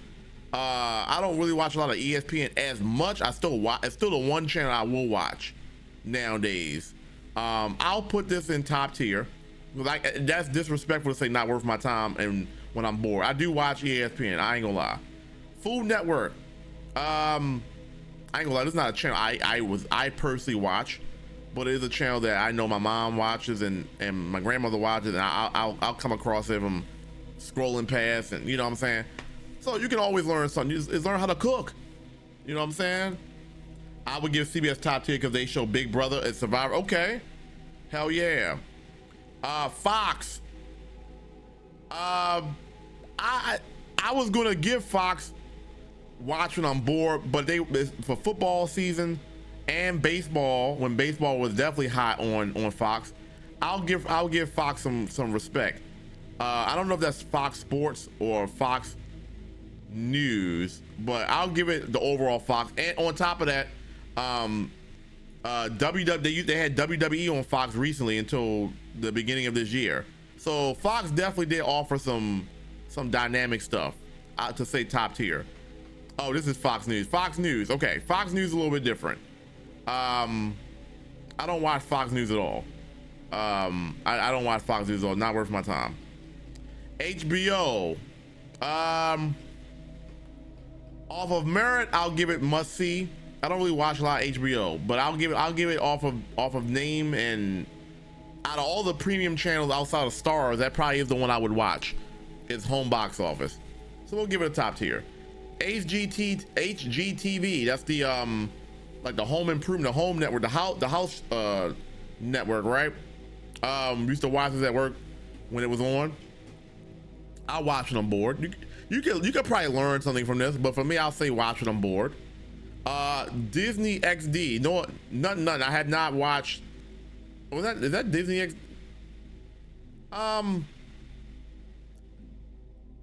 What is the difference between Disney XD and Disney Channel? I used to know what the difference was. We used to have to like know it at work. I don't really know what the difference is. I'll move on from that for now. MTV is top tier. Is it teen stuff? Okay, I'll put this as never watched because I never watched the XD version, like in any sort of length. Is it like for teens? Okay, for teen. Okay, so they have like a one more for the kids and then one more for the teens. Okay. No, I didn't know that. All right, MTV2. Now MTV2 is not. I don't really know as much as I did before. I know I used to watch MTV. I know that's the flagship. I don't know about MTV2 to give it a true honest, because I never really like delve into that channel too much. We don't have MTV. We have much music. Okay. What was the difference between the two, if anybody remembers? This is Nickelodeon. Do I need to say anything else? All the classic shows, Rugrats comes to mind. Nick Jr. Okay, so I guess Nick Jr. is like what Disney XD is for Disney Channel. Yeah, Nick Jr. Nickelodeon and Nick Jr. is all top tier, no doubt. PBS. some of my favorite shows came from PBS, especially when you didn't have cable television. You could always count on PBS to give you some quality television. This could go either way. This could go must see, or I'm gonna say can learn from watching this. I learned a lot of the programs I watch on PBS. I can learn something from. This could be a hybrid. This could be both, but I'll give it more of a can learn something from this, because I feel like that's what it was for me. MTV had more music content. Okay. All right. What is this, sci-fi? I'll give it sci-fi you can learn a lot from this. What is this? I don't know what. Is that sci-fi? No, what is this then? I'll come back to that. TBS. Do they have TNT on here? What's going on here? They don't have TNT on here. TNT would have definitely been top tier for me. TBS got some good stuff, but I'm not gonna give it. I like TNT out of the Turner stations. I would say TNT is, to me, for me, more enjoyable than TBS. Oh, the Science Channel, okay, and then sci-fi, okay. Got you, okay. Well, if that's the case, can watch a lot from that. As a matter of fact, I'll give both of these can learn a lot from here. CW. Oh no, TNT is on here. TNT is right there. Okay. CW. There was a lot of shows that used to come on the CW. Static Shock back in the day. I mean, it used to be WB Kids but CW, Static Shock, Yu-Gi-Oh. They used to have SmackDown on CW Network. I am going at once upon a time. I'll give it. I don't watch it now, but like I've already premised that. So, but CW was definitely a top tier for me at one point in time. Yeah, I agree, City Bureau. CW was definitely top tier. Definitely top tier at one point in time. Now I have no idea now, because yeah. Weather Channel can definitely learn a lot from watching that. Won't say it's must see. I mean, if you just want to go check that shit, but I wouldn't say it's must see. But if I go to it, I know I can get all the data that I want to get out of this. You know what I'm saying? We got the Weather Network. It's similar to the Weather Channel. Both are very helpful. Hell yeah. TLC, no doubt about it in my mind. TLC is definitely a top tier channel. TNT, I already discussed about March Madness, NBA, WCW back in the day.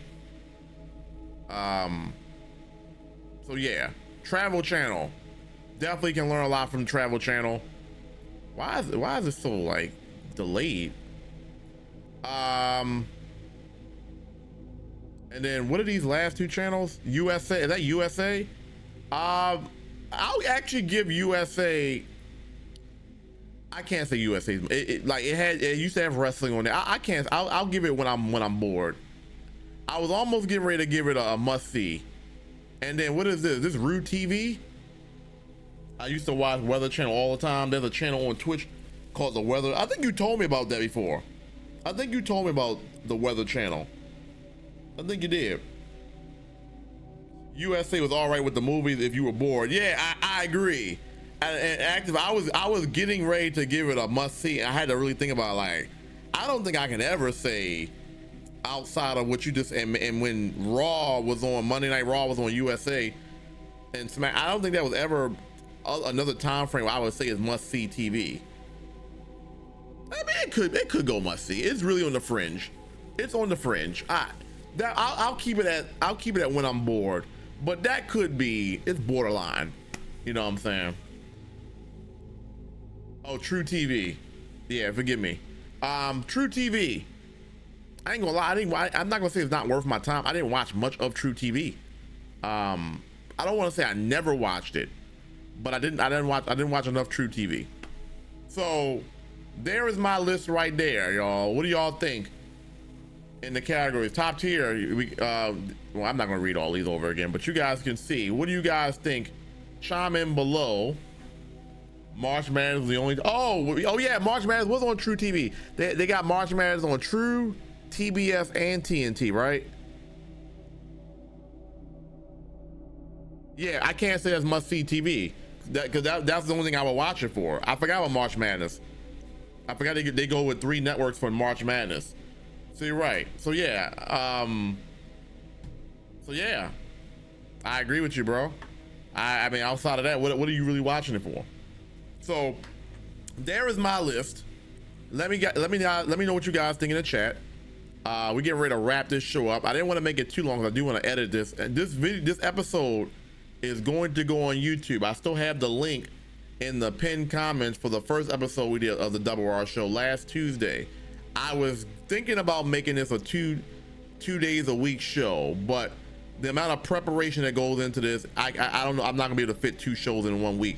So for right now, we're gonna stick with Tuesdays for Double R Show, Wednesdays for either reacts or podcast, and Thursdays and Fridays be for gaming, and Mondays and then Saturdays is game show.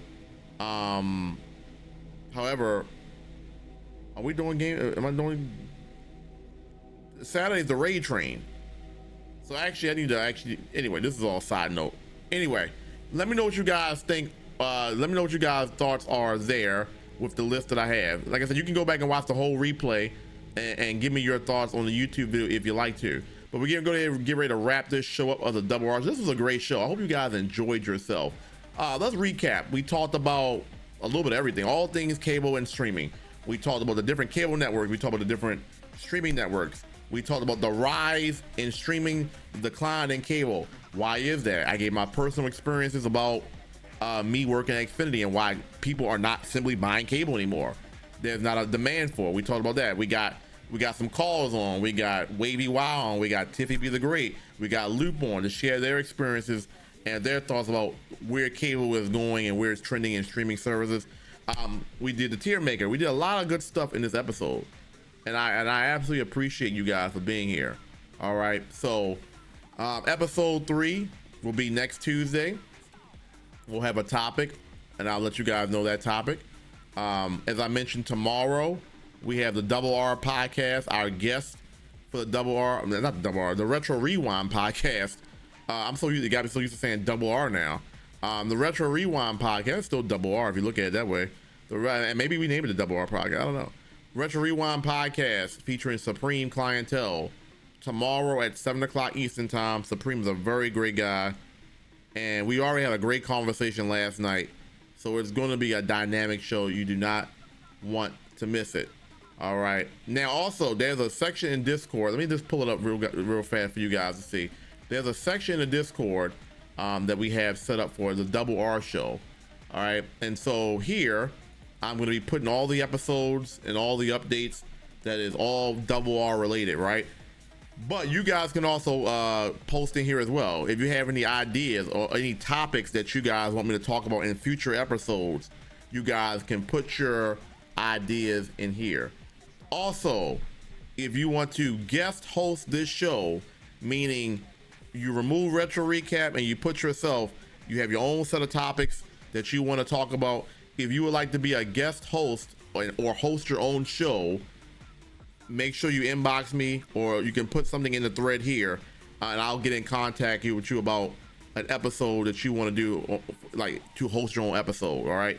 So all the news and updates, all things Double R is going to be in this thread here. So make sure you tap in and keep up with the updates on that thread there. Also, don't forget to check out all my socials. Can we get the social? What's up, real one? What's good, man? Welcome in. If you want to support the channel a little extra, we have Cash App, $ Retroactives with 2 Z's. If you like to show extra support to the show and the channel itself, we got PayPal as well. Retroactives28@gmail.com. If you use PayPal, remember to check me out on my socials. My YouTube, yeah, and there's the link tree right there. That link tree literally gives you all of my socials there. My YouTube, youtube.com/retro recap. Instagram, _retro_recap. I post little snippets of these episodes on my socials. Patreon.com/retro recap. And my TikTok, I have a few TikToks, retro recap. Just type in retro recap or retroactives. You'll pull up all my TikTok pages. Remember, we have the Retro Gang raid train coming up this Saturday. If you would like, if you don't know what a raid train is, let me know. I can explain that now. If you would like to sign up to be a part of a raid train, if you want to grow your channel, you feel me, and you want to be a part of the community and meet new people, you should sign up for the raid train. I mean, it really is a great. I'm sorry. I think that link might. I may have put the wrong link in there. Can you verify for that? But yeah, if you want to be a part of the Retro Gang raid train, Tiffy B the Great will be our first conductor. She's going to be on at 12 o'clock, and then she's going to raid into somebody, and then she's going to raid, and so that's how it goes. So Saturday, all day content. I actually won't be live on Saturday. I need to actually talk to Giggle Bizzle. Yes, thank you. That link right there that City John put in there is the link. So if you would like to, yeah, it should be the second link, not that first one. Don't look at the one I put. It should be the second. I need to update that. I thought I did. So if you would like to sign up to be a part of the raid train, go ahead and do that there. We have I don't have the flyer like I thought I did for Millionaire, but we have the game show live, Who Wants to Be a Millionaire and Wheel of Fortune. That'll be on the 23rd of August, right? So if you like to get in the hot chair and do some trivia, we're gonna be playing Who Wants to Be a Millionaire and Family Feud on that following weekend. So make sure you sign up for that. The link is right there. Hell yeah, Luke, you was on there. Hell yeah, and I appreciate you. Shout out to you. Yep. Yeah. The first one, I said, yeah, scratch the first one, the second link. All right, and then there's the game show link. If you want to play Millionaire or Wheel of Fortune, the link is right there. And then we have our Stream Masters class, and all these promos, we're gonna do one last promo session at the end, but our Stream Masters class is here. Me and City John do all things coaching, from stream moderation, stream self-care. We talk about the stream psychology of this. If you want to grow, if you just want to grow, it's a free class. You can sign up by scanning the QR code.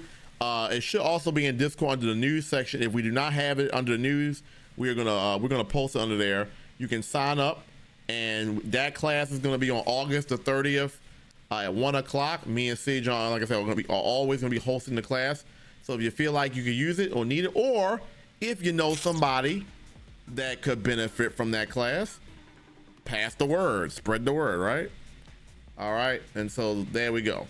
All right, so we'll be back next week as far as the Double R show. For everybody that came through, we're gonna run our last little bit of promotions. Khan, thank you again. We're gonna run your video one more time, and we're gonna do the last little bit of promotions, and we out. But as far as me on the camera, after the promotion is over, we're gonna raid out and let it be what it be. This your boy Double R. Double R stands for everything raw and real. We out. Show was taking a quick intermission. In the meantime, grab some water, ganja, popcorn, and whatever else you need, and let me provide the things you need to know. Viewers can call into the Double R Show by simply hitting the call-in button at the top of chat and have a 5-minute segment with Retro. Check out our new merch deals using Command Merch. Sign up for Wheel of Fortune. Who Wants to Be a Millionaire? Ask a moderator for the link. Support the show more via Cash App. $ Retroactives.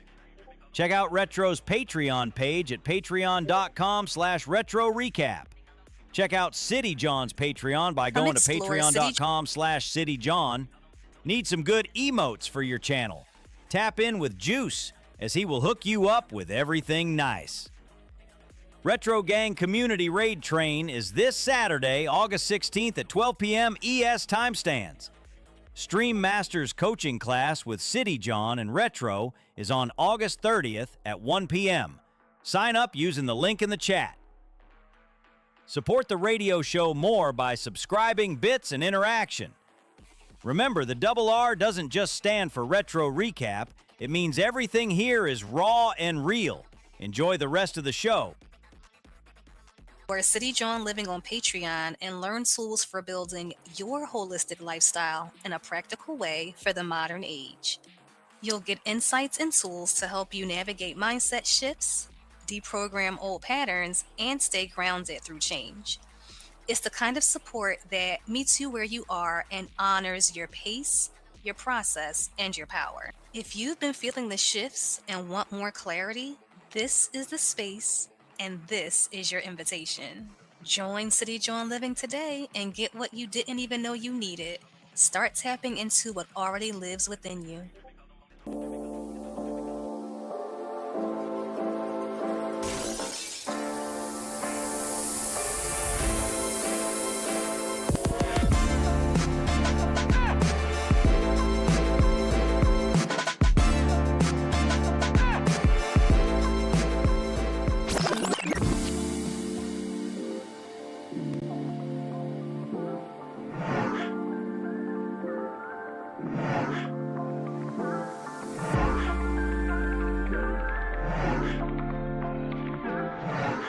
Good night, everybody.